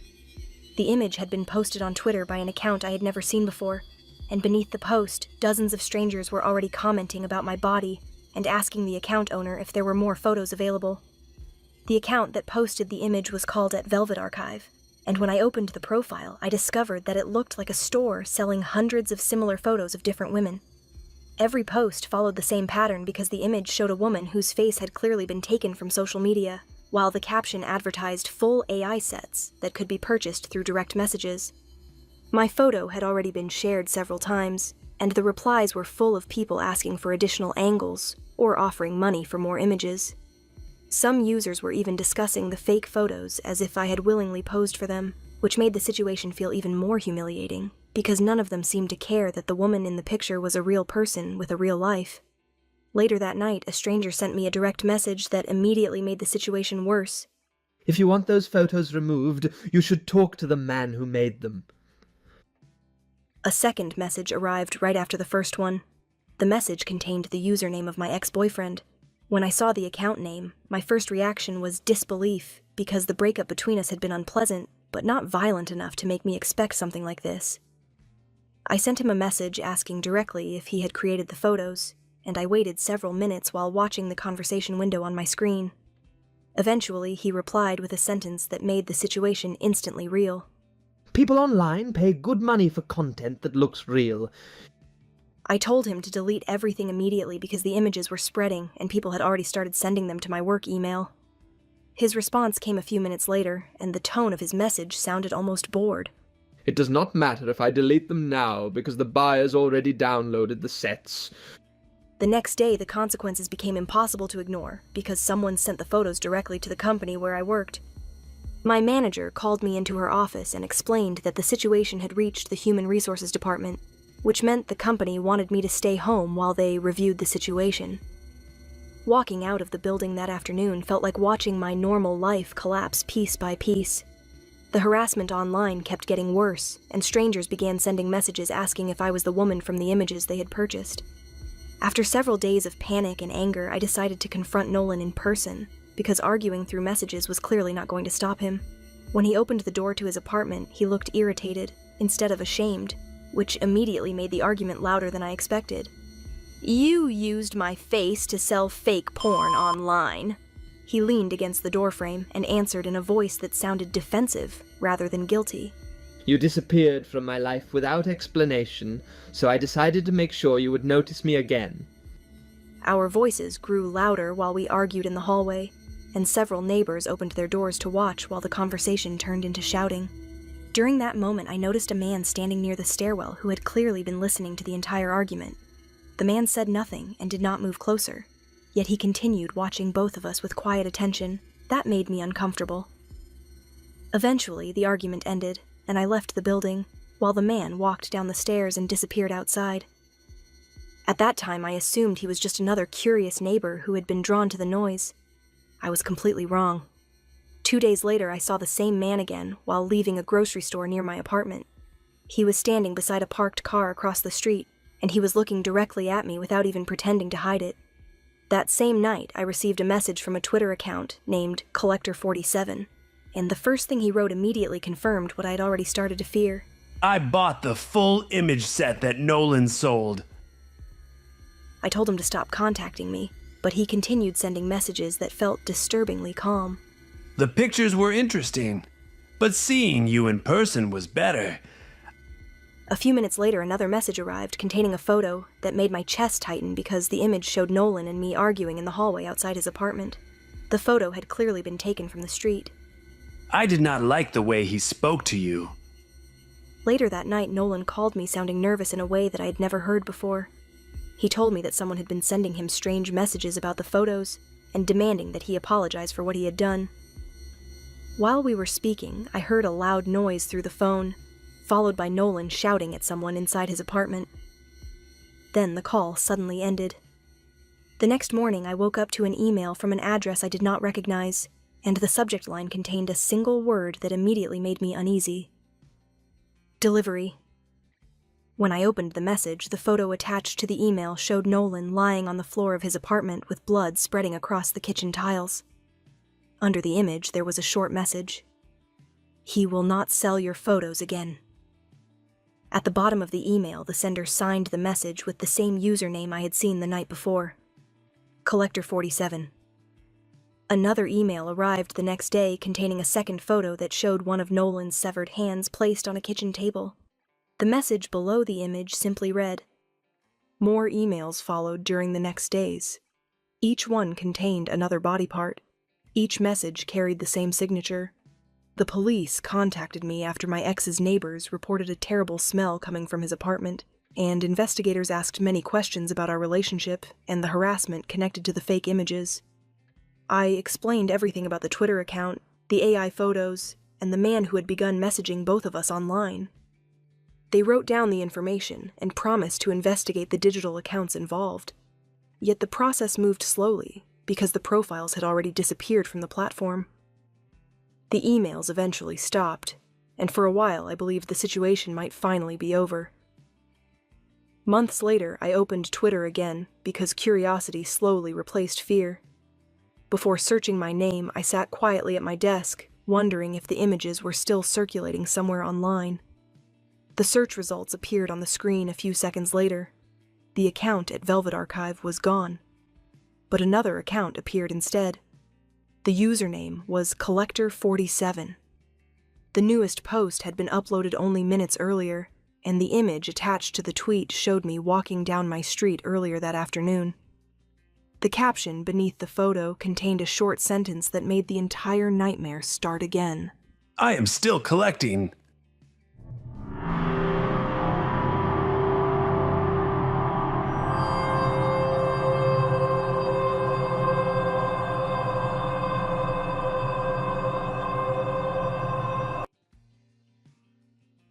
I was 33 years old, broke and dragging myself through 12-hour warehouse shifts that barely covered rent and food. When my landlord raised the price again, I had no savings and nowhere else to go, so I started searching for anything cheap enough to survive another month. That is how I found her boarding house. The place did not match the price. The porch was clean, the paint was fresh, and inside everything felt warm and organized. It looked like a home someone cared about. Not a rundown rental for people at the bottom. Mrs. Klein, let's call her like that, greeted me with a calm voice and steady eye contact, and she offered a rent so low that I almost corrected her because it felt like a mistake. Instead of questioning it, I convinced myself she was simply kind and maybe too trusting. I even felt guilty paying so little, but my life was already unstable, and I needed somewhere to sleep, so I ignored the doubt and moved in that same week. The first days were peaceful. She brought warm meals to my room, asked about my job, and listened carefully when I talked about money and stress. After months of feeling invisible, having someone pay attention to me felt good. Then my body started to fail slowly and without warning. I woke up with headaches that did not go away, and my legs felt weak even after a full night of sleep. At work, I struggled to lift boxes that had never been a problem before, and my supervisor warned me that I looked unstable. When I mentioned feeling depressed and exhausted, she handed me a bottle of pills and told me they would help stabilize my mood while I recovered. I started taking them every day with the meals she brought. Within a week, I could barely stand for long periods, and after missing shifts, I was fired without discussion. I expected her to demand rent I could not pay, but instead she told me to stay and recover. She said that when I was better, I could help her manage the house because she was too old to handle everything alone. And that idea gave me a dangerous sense of hope. My condition worsened quickly, and by the third week I was spending most of my time in bed because my arms and legs felt heavy and unreliable. I struggled to hold a glass without shaking, and walking across the room required focus and effort that left me exhausted. She increased the pills and insisted that the adjustment period could be difficult. My friend Daniel visited after I stopped answering his calls, and the moment he saw me, he looked alarmed. He picked up the pill bottle, studied the label carefully, and asked who prescribed it. I told him she had some left from a relative and that she was helping me, but he did not seem convinced. When she left the room, Daniel leaned closer and lowered his voice. He explained that the medication name did not match typical antidepressants and that the dosage looked wrong. Before leaving, he slipped a few pills into his pocket and told me he would check them because something felt off to him. That night, while I was lying awake, I heard a slow dragging sound in the hallway. It was heavy and uneven, as if something wrapped in thick fabric was being pulled across the floor. The sound paused outside my door for several seconds, and I found myself listening carefully, unable to ignore it. The next morning, I collapsed on the way to the bathroom because my legs stopped supporting me. She appeared almost immediately, watching me struggle on the floor before helping me back to bed. Her tone had changed slightly when she told me I needed to rest because I was almost ready, and the way she said it made my fear begin to grow. I noticed that she watched me closely every time I swallowed the pills, and her patience no longer felt comforting but controlled. I started to pay attention to small details I had ignored before. That afternoon, I heard the backyard gate open with a metallic click, followed by the distinct sound of a shovel breaking soil. The digging continued steadily for several minutes, and it did not match casual gardening. The rhythm was deliberate and methodical. I forced myself off the bed and crawled to the window using my forearms because my legs would not respond. When I finally looked outside, I saw her near the fence digging into a patch of darker soil that looked recently disturbed. She was focused and calm, as if completing a routine task. As I pulled myself away from the window, the bedroom door opened without warning. She stood there holding a coil of rope, and her expression was no longer gentle.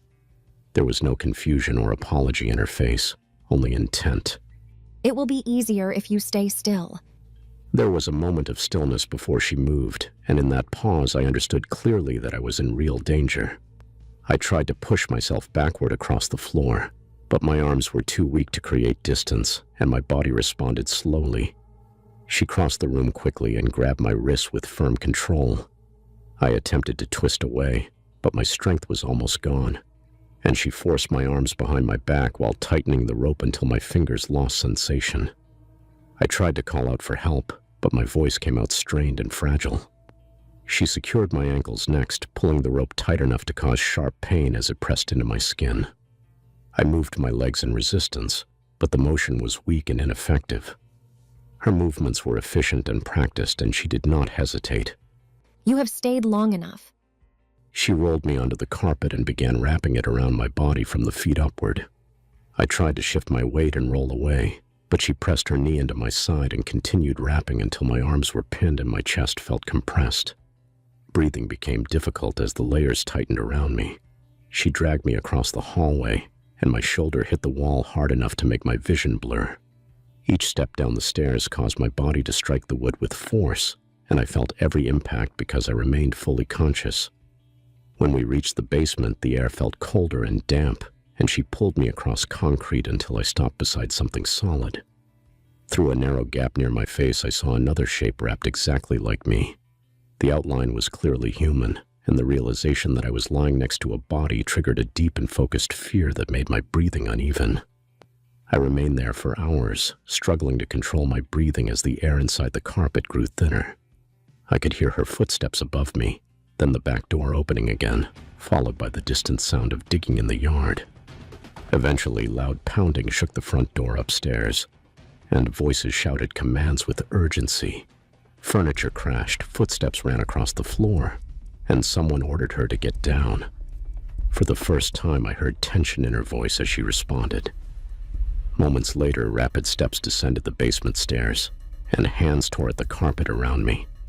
A knife cut through the rope binding my wrists, and when the fabric was pulled away, I inhaled deeply as fresh air filled my lungs. Daniel stood nearby, pale and furious, explaining to officers that the pills were not antidepressants but drugs designed to weaken me gradually. Police uncovered more wrapped bodies in the basement and began digging in the yard, revealing shallow graves that confirmed a pattern of calculated killings. I survived because Daniel trusted his instinct and went to the police as soon as he confirmed the medication was wrong. Doctors later explained that the combination of drugs in my system would have shut down my organs within days if it had continued. Investigators identified multiple victims buried in the backyard, most of them tenants with limited family contact and financial struggles. They had been selected because they were vulnerable and unlikely to be searched for immediately. I often think about how easily I accepted comfort without questioning the cost. I needed stability so badly that I ignored warning signs and convinced myself that kindness explained everything. That house felt like rescue when I walked in, but it was designed to quietly remove people who had nowhere else to go. Dorothea Puente was an elderly woman who ran a boarding house in Sacramento and presented herself as kind, generous, and protective toward her tenants, many of whom were elderly, disabled, or struggling financially.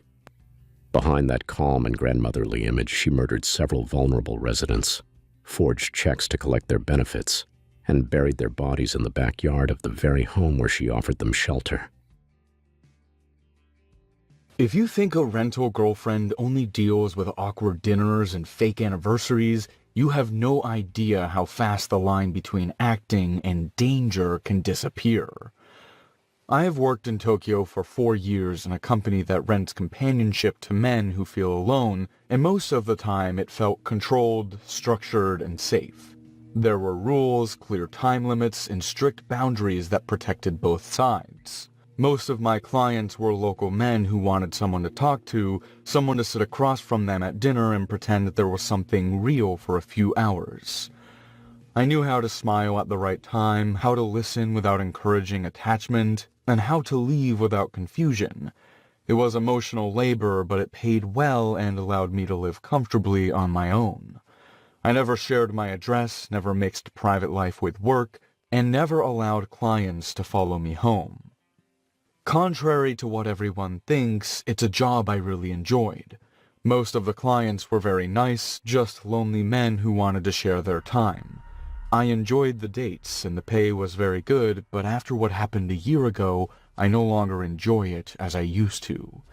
It's just a job I do mechanically for the money. It all started when I was hired by a tourist from Europe. He was confident and loud in a way that stood out immediately.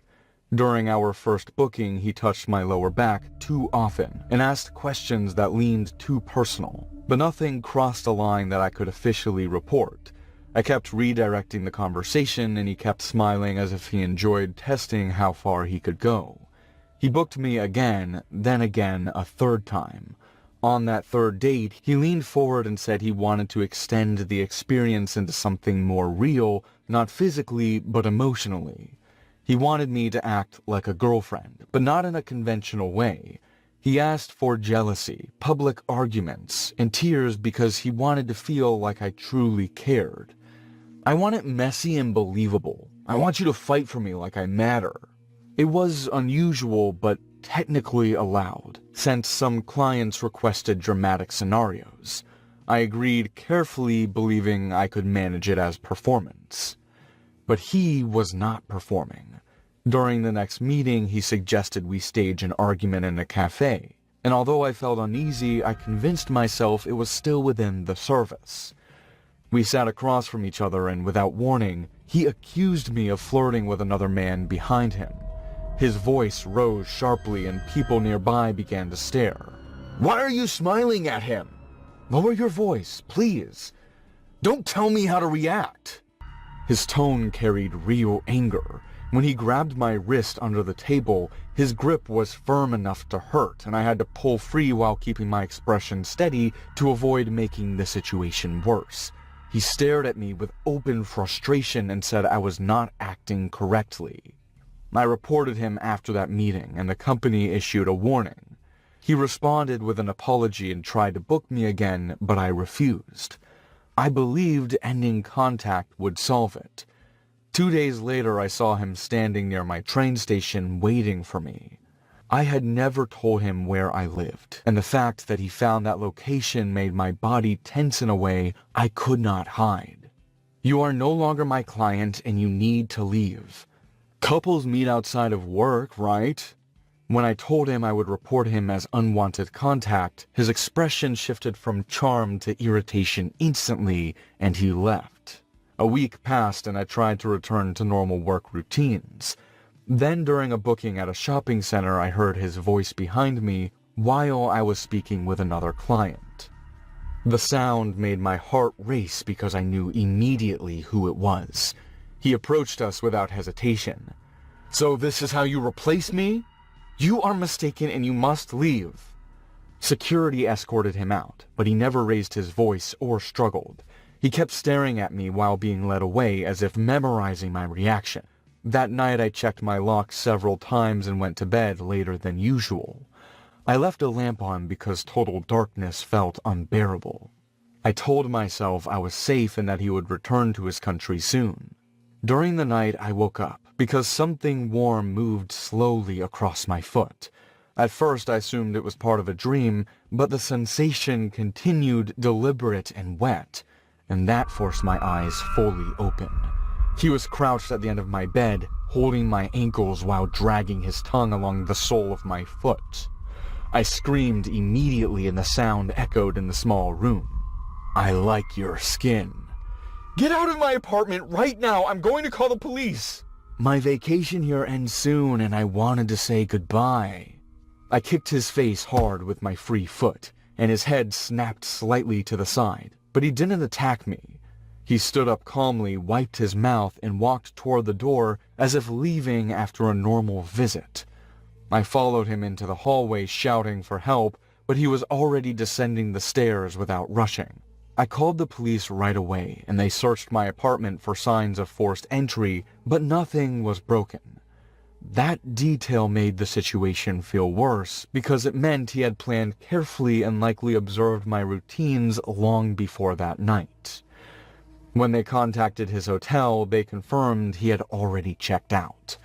For several days, I stopped working because stepping outside felt unsafe.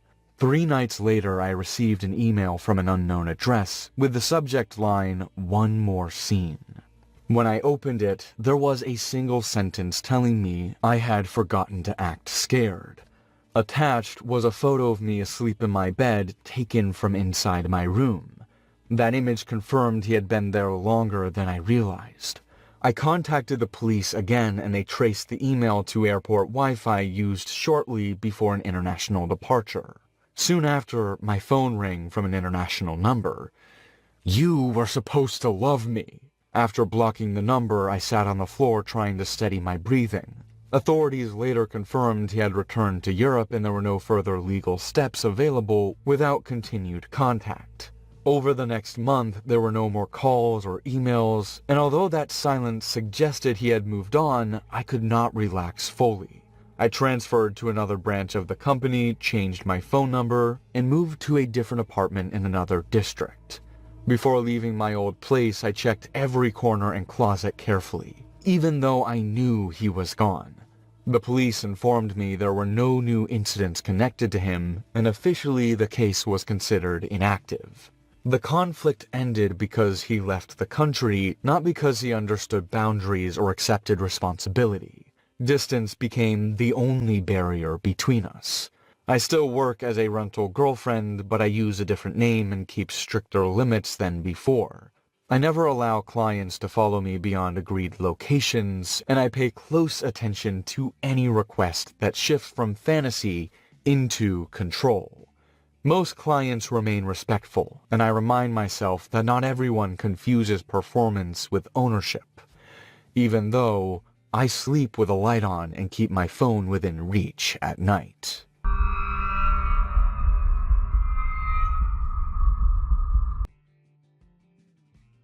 For as long as I can remember, and for the majority of my adult life, I've been on the road for multiple hours every day.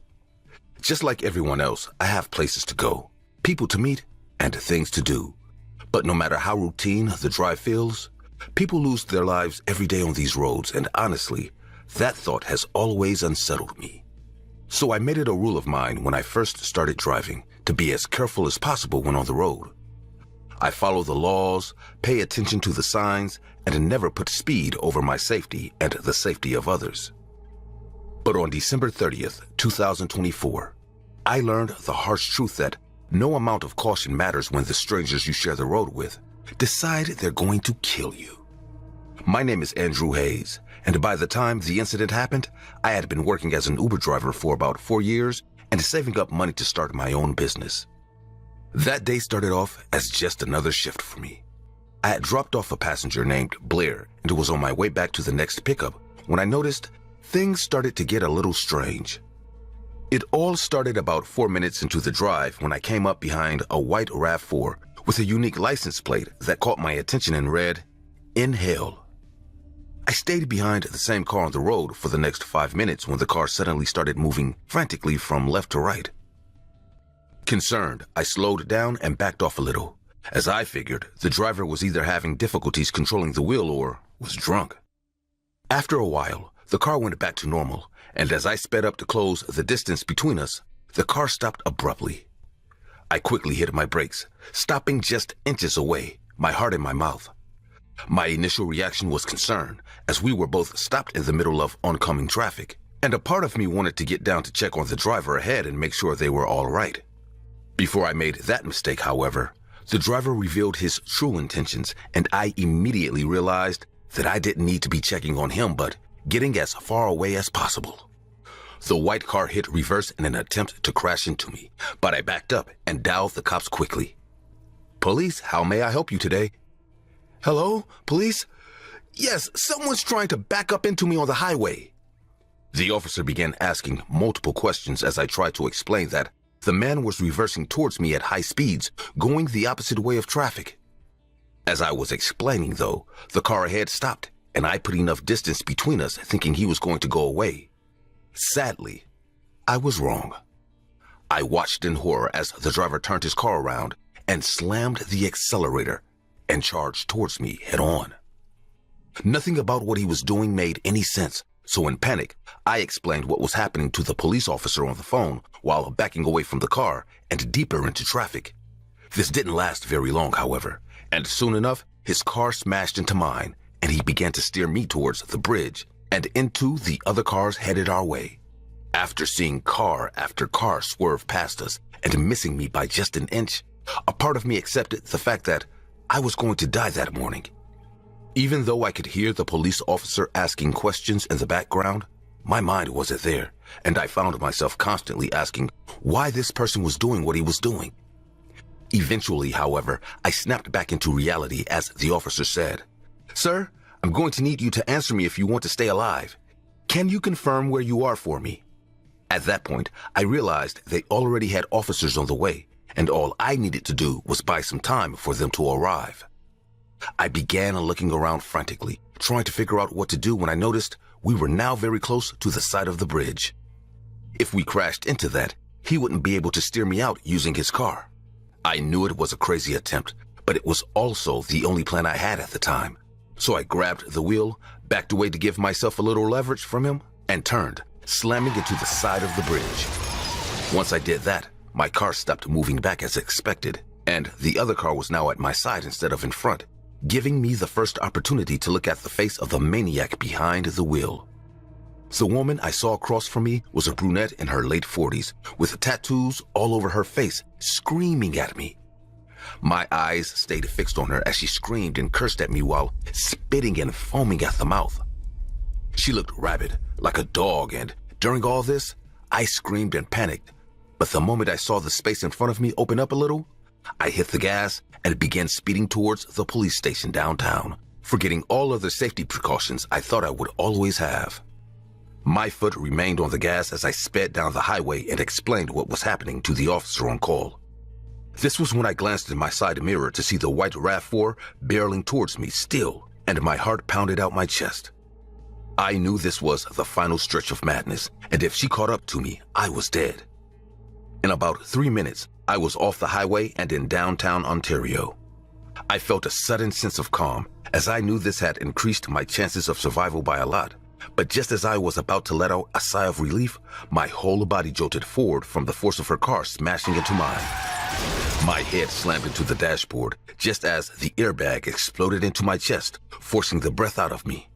My vision blurred as the car spun out of control. Tires screeched against the slick pavement, and before I could even process what was happening, I was in the air, and my vehicle flew straight through the front of a McDonald's. I heard and felt glass shatter, and the last thing I remember were screams as tables and chairs flew in every direction. After that, it all faded, and all that was left were the blaring sounds of distant sirens coming towards the chaos. In the weeks that followed, I went through both mental and physical therapy, as I had lost some function in my legs after the incident.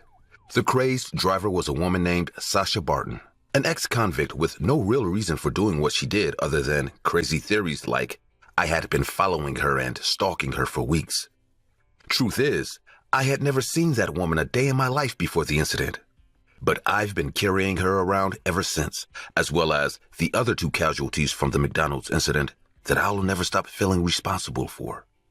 Sasha was sentenced to life in prison, and although it's just been a couple of months since, I don't think I'll ever forget that afternoon on the highway. So I hope you take this as a warning and remember that everyday trips, visits to friends, and quick grocery runs feel routine. But the roads you trust are shared with strangers who can change your life in an instant. I was careful. I followed the rules. It didn't matter. Remember the next time you drive, because one day, a stranger might decide your fate, like Sasha decided mine. This story is partially based on real events and footage that occurred on Highway 11 in northern Ontario on December 30th, 2024. The event was taken down as an extreme case of road rage, as a man attacked his victim for no apparent reason, slamming into him multiple times before proceeding to chase him through the highway traffic and running him off the road. This case should be taken as a reminder of just how volatile strangers on the road can be, and a grieving reminder that you can prepare for it all, but not for situations like these. For years, I worked as an adult webcam model, building controlled fantasies for men who wanted attention more than anything else. I understood the psychology of loneliness, and I knew exactly how to make someone feel chosen without ever promising anything real. It was business, and I treated it like strategy, not romance. I kept my private life hidden behind layers of fake names, separate accounts, and strict boundaries. Most clients were predictable once you learned their rhythm because they wanted comfort and validation in exchange for money. They projected feelings onto me, and I mirrored back what kept them paying. When sessions ended, the connection ended too, and that rule kept everything clean. Grant was the first man who treated the fantasy as a blueprint. At the beginning, he was generous, calm, and attentive, and I ranked him as one of my best clients because he tipped without hesitation. He stayed online longer than anyone else and asked thoughtful questions that made him seem invested. I gave him special attention because he paid for it, and I believed I was in control of the dynamic. I was wrong. Grant started asking about my life outside the platform. He wanted to know where I shopped, what neighborhoods I liked, and which cafes I preferred. I deflected most of it, but he persisted gently, always softening his curiosity with another large tip. One night, he described the exact pair of shoes I had bought earlier that day, including the color and brand, and he suggested another model from the same store that he claimed would suit me better. When I asked how he knew, he told me it was coincidence and that he had simply been nearby. I told him clearly that he was crossing a line and that he should never reference my offline life again. He apologized quickly and sent a significant payment, insisting he only mentioned it because he cared. I accepted the apology because the financial incentive made it easier to rationalize the discomfort. The tension escalated when he discovered I had a boyfriend, information I had never shared publicly. During one session, he demanded reassurance that I was loyal to him, and when I avoided the question, his messages turned sharp and possessive. I ended the session and blocked him, assuming distance would cool whatever attachment he had built in his head. 2 weeks passed without contact, and I began to believe the situation had ended. Then a package arrived at my apartment addressed to my real name, which was never connected to my online identity. Inside, there was an expensive necklace and a handwritten letter explaining that he forgave me for lying about my boyfriend and that he trusted me completely. He wrote that we belonged together and that temporary obstacles would disappear soon. I changed passwords, updated security settings, and warned my boyfriend that someone from work might try to contact me. I did not tell him the entire truth because I felt responsible for encouraging Grant's emotional dependence. I believed technical barriers would slow him down. Instead, flowers were delivered to my mother's house with a letter asking permission to marry her daughter. My mother called me confused and unsettled, and I drove there immediately to her house. In the letter, he described future plans with specific details about where we would live and how he would provide for me. Emails continued from new accounts, alternating between apologies and declarations of ownership. Eventually, he wrote that he was tired of waiting and that he was ready to visit me in person. That message shifted the situation from disturbing to dangerous. Instead of going to the police, I convinced myself I could manage him by re-establishing contact under controlled conditions. In addition, the police often dismiss these cases because of the type of work involved. I logged back into the platform at our usual time, and he was already waiting as if he had been watching the clock. I told him I needed stability and reassurance if we were going to build something real. I spoke gently and framed the conversation around trust, suggesting that we could move forward if he proved commitment. He responded immediately, saying he would change his life completely and that nothing mattered more than our future together. Over several sessions, he repeated that he would do anything necessary to remove obstacles and secure our happiness. Instead of ending the relationship, I made a calculated decision driven by greed. I told him I needed a large amount of money to leave my current life and start over with him somewhere new. He did not hesitate to agree, and he said he would solve everything so that we could finally be together without interference. The certainty in his voice should have warned me. I promised him that once the money arrived, I would leave my boyfriend and dedicate myself entirely to him. After that conversation, he disappeared for several days, and the silence felt heavier than his previous obsession. I kept checking my accounts expecting a transfer notification, and instead, there was nothing. The absence of contact created a tension that sat in my chest all day. Then a news alert appeared on my phone with his full name in the headline. The article reported that a man in Florida had shot his family inside their home and attempted to stage the scene. As I read further, I saw that investigators believe it was to run away with another woman. I start panicking. My inbox contained a message sent hours before his arrest, where he wrote that everything was finally clear and that no one could prevent our happiness now. He described what he had done as necessary and claimed he had removed the people who stood in our way. He ended by saying he was coming to start our life together and hoped I would understand. Details in the reports explained that he waited until his family was asleep and carried out the shootings methodically. Reading those details forced me to confront how seriously he had taken my promise. I realized that when I told him I needed freedom and money to run away with him, he interpreted that as a command to remove anyone preventing that plan. In his mind, his family represented resistance, and he believed eliminating them was proof of devotion. That connection between my words and his actions is something I cannot erase. Detectives contacted me within days and asked direct questions about whether I had encouraged him to view his family as barriers. I explained how the platform worked and how fantasy often includes exaggerated promises, and I stated clearly that I never instructed him to hurt anyone. Even as I spoke, I understood how my messages might look in isolation. They showed me parts of his conversations where he described our future as inevitable and framed the murders as a step toward freedom. My name appeared repeatedly in his explanation of motive, and seeing that in official documents made the situation feel irreversible.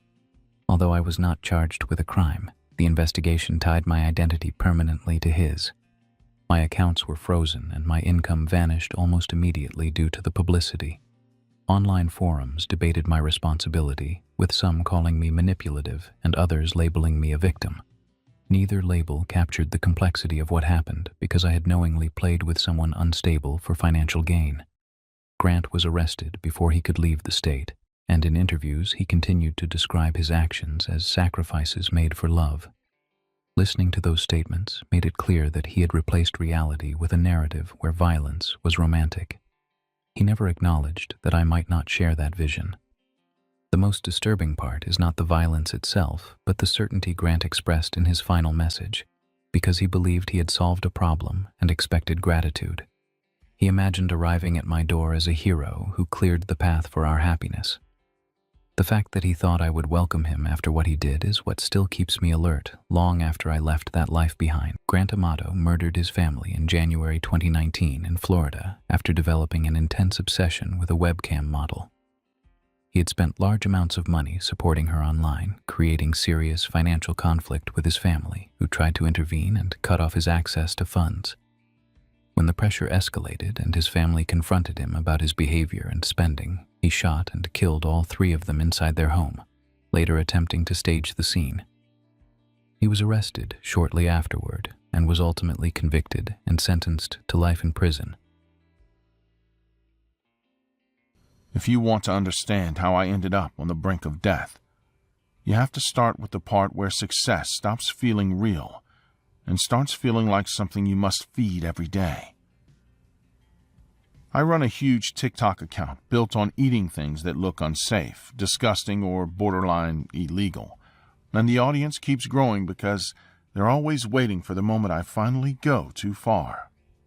At first it was fun, then it became income, and eventually it turned into a machine that never stops asking for something worse than yesterday.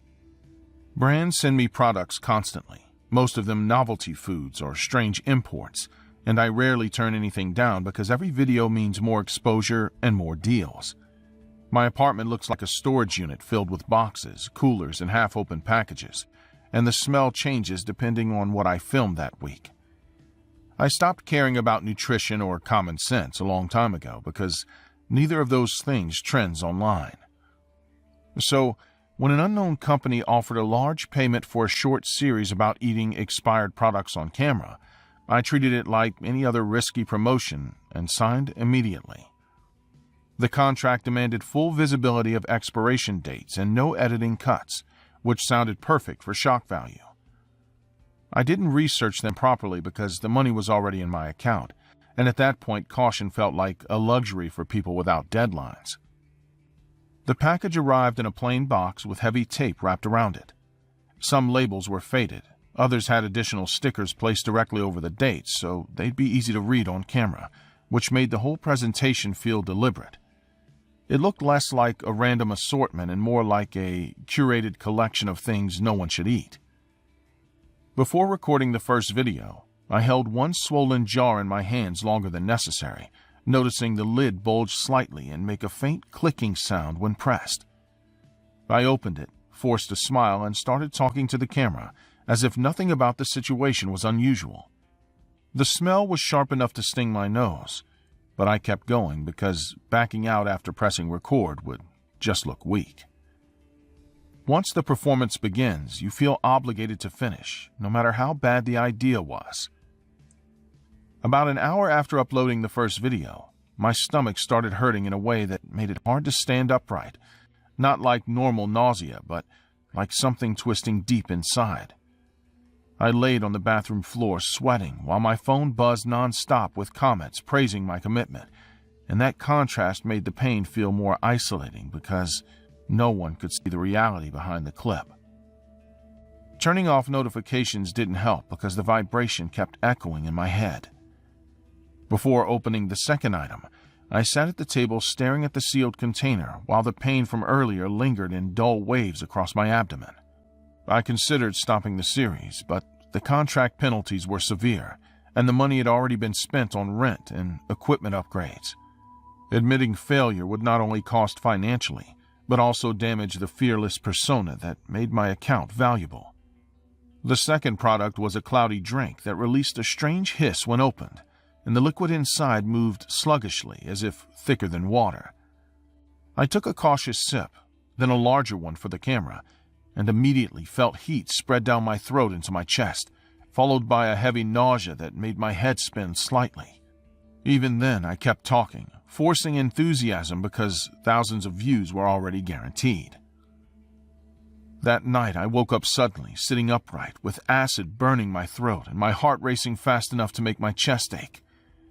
I recorded a quick clip out of habit, intending to use it as bonus content, but watching it back made me uneasy because I looked genuinely frightened instead of entertaining. It was the first moment I wondered if I'd misjudged something serious.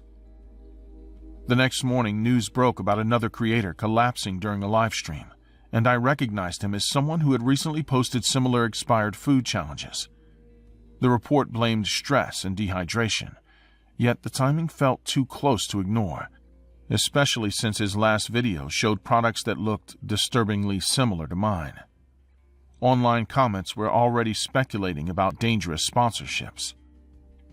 Before filming the third video, I paced around my apartment, rereading the contract and searching for any trace of the company, hoping to find reassurance that this was just an edgy marketing campaign. The absence of information felt intentional, as if whoever organized it wanted no public footprint at all. That realization made continuing feel less like work and more like participating in something hidden. The third item was preserved meat, sealed so tightly it took real effort to cut open, and the smell that escaped was strong enough to make my eyes water instantly. I leaned away from the table, breathing through my mouth to avoid gagging, but then leaned back into frame because stopping would look suspicious. Every chew felt like forcing rubber down my throat while my body resisted. Midway through the recording, a sharp pain spread across my chest and into my back, making it difficult to sit upright. Yet I kept talking because fear of losing relevance outweighed physical fear in that moment. Messages began appearing saying I looked pale and unwell, which only increased the pressure to act normal. I ended the video quickly and spent the rest of the day lying still, hoping the sensation would fade. Another smaller creator was reported unconscious in his apartment, also known for extreme food content, and the pattern was becoming impossible to dismiss as coincidence. Discussion threads connected our recent sponsorships, pointing out how several of us had accepted deals from unknown sources offering unusually high payments. Reading those theories made my chest tighten with something closer to dread than pain.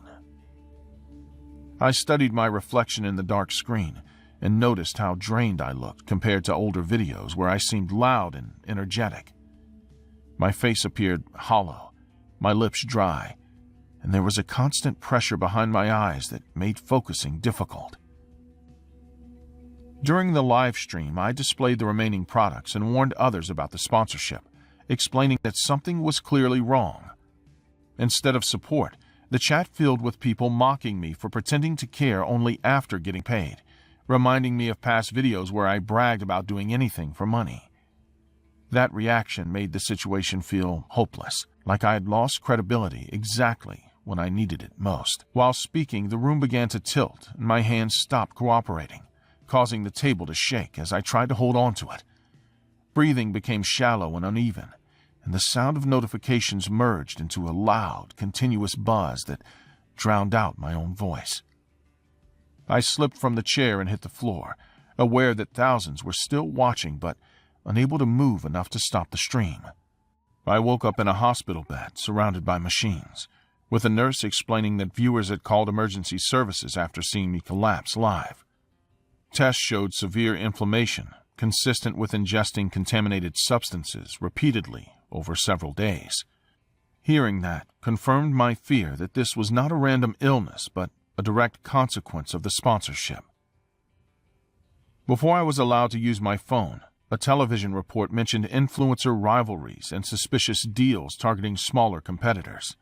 Investigators revealed that the company behind the expired products, functioned as a shell, with payments traced to accounts connected to a major creator in the same niche. The implication was clear, even without naming him directly.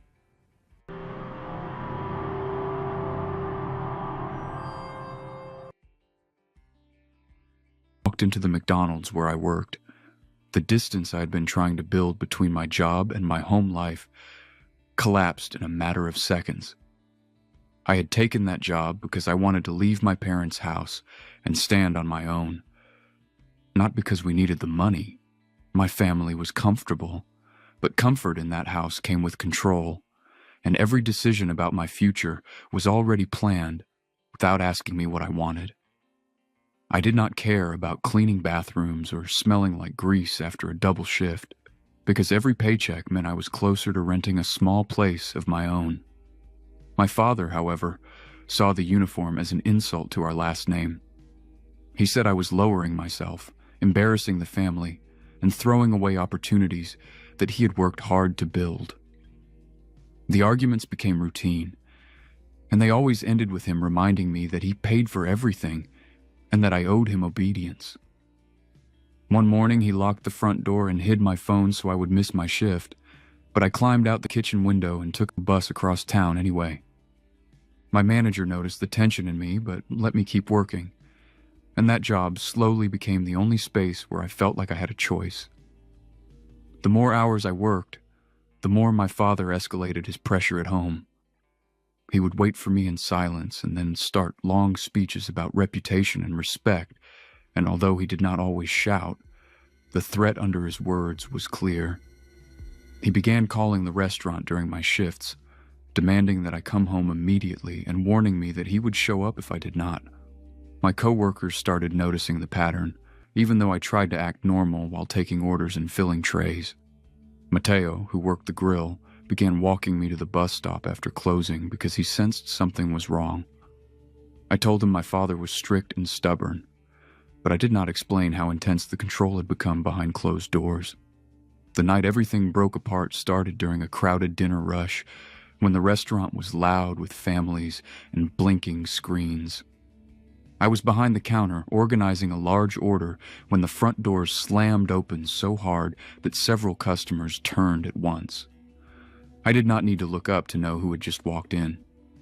My father moved through the restaurant with a rigid posture and a stare that made people step aside without being told. My manager approached him carefully and asked him to step outside if he needed to talk, but my father ignored the request and demanded that I come forward immediately. I walked around the counter because I did not want him climbing over it, and I tried to keep my voice steady while telling him I was working. He leaned close and told me I was done humiliating the family, and when my manager insisted that he leave or the police would be called, something in my father snapped. He grabbed a stack of trays and threw them across the floor, causing plastic to scatter and customers to rush toward the exit. The sudden violence shifted the entire room from confusion to fear. He grabbed my hair with force and dragged me out from behind the counter into the open area near the tables. I hit the floor hard, and before I could push myself up, he kicked me in the side while people screamed and pulled out their phones.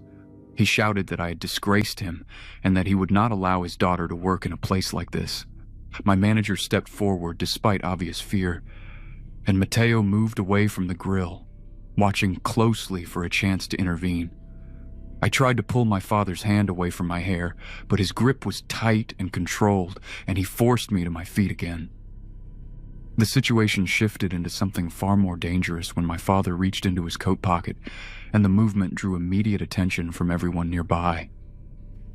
My manager froze mid-step, and Mateo stopped advancing, clearly unsure of what was coming next. When the handgun appeared in my father's hand, the noise inside the restaurant dropped to a stunned silence. He pointed the weapon directly at my manager and ordered everyone to back up, and the fear on their faces was immediate and real. My manager raised his hands and took slow steps backward, while customers pressed themselves against the walls. My father kept one hand twisted in my hair and used the other to aim the gun around the room. He announced that I was leaving with him, and that anyone who tried to interfere would be shot. As he began walking backward toward the exit, he dragged me with him, keeping the gun moving from one person to another to maintain control. I tried to resist by shifting my weight and slowing my steps, but he responded by pulling harder and pressing the weapon forward. Mateo spoke up and told him to let me go, and although fear was visible in his face, he did not retreat. My father answered with anger, insisting that no one had the right to question how he handled his daughter. We were only a few steps from the door when my father adjusted his grip on the gun, and that slight distraction created a narrow opening. Mateo lunged forward and wrapped his arms around my father from behind, locking his arms against his sides in an attempt to control the weapon. The struggle began instantly, with both of them slipping on the greasy floor while trying to overpower each other. I dropped to the ground and crawled several feet away because I knew I could not stand between them. My father slammed his head backward into Mateo's face, and the impact made a sharp sound that caused more panic among the customers who had not yet escaped. Mateo staggered but tightened his grip, attempting to force the gun downward toward the floor. The first shot fired into the ceiling, sending debris down and causing several people to scream. The second shot was aimed straight at Mateo's chest, and the sound felt louder than the first. Mateo's body jerked, and he took 2 unstable steps backward before collapsing near the soda machine. Blood spread across the tile quickly, and the sight of it triggered another wave of panic as customers rushed outside. I tried to move toward him, but my manager grabbed me and pulled me away because my father was still armed and turning in place. Sirens approached from outside, and 2 customers tackled my father while he was distracted, knocking him to the floor and forcing the gun from his hand. Police officers entered seconds later and restrained him as he continued shouting that he had done nothing wrong. Paramedics rushed in and began working on Mateo, while officers secured the scene and moved everyone else outside. They cut open his uniform shirt and pressed gauze against the wound while speaking urgently about blood loss. I stood near the entrance, held back by an officer, watching them try to save someone who had stepped forward to protect me. Mateo was placed on a stretcher and taken to the ambulance, and I followed until I was stopped at the sidewalk. My father was being forced into a patrol car, still yelling that he had acted to defend his family's honor. Later that night, at the police station, I learned that Mateo had died at the hospital. I gave a detailed statement about the assault, the gun, and the struggle because I needed the record to be accurate. My father was charged with multiple crimes, including murder, and his name appeared on the news within hours. I moved into a small apartment not long after, using the money I'd saved from working long shifts. I still work at the same McDonald's because leaving would feel like abandoning the place where someone risked everything for me.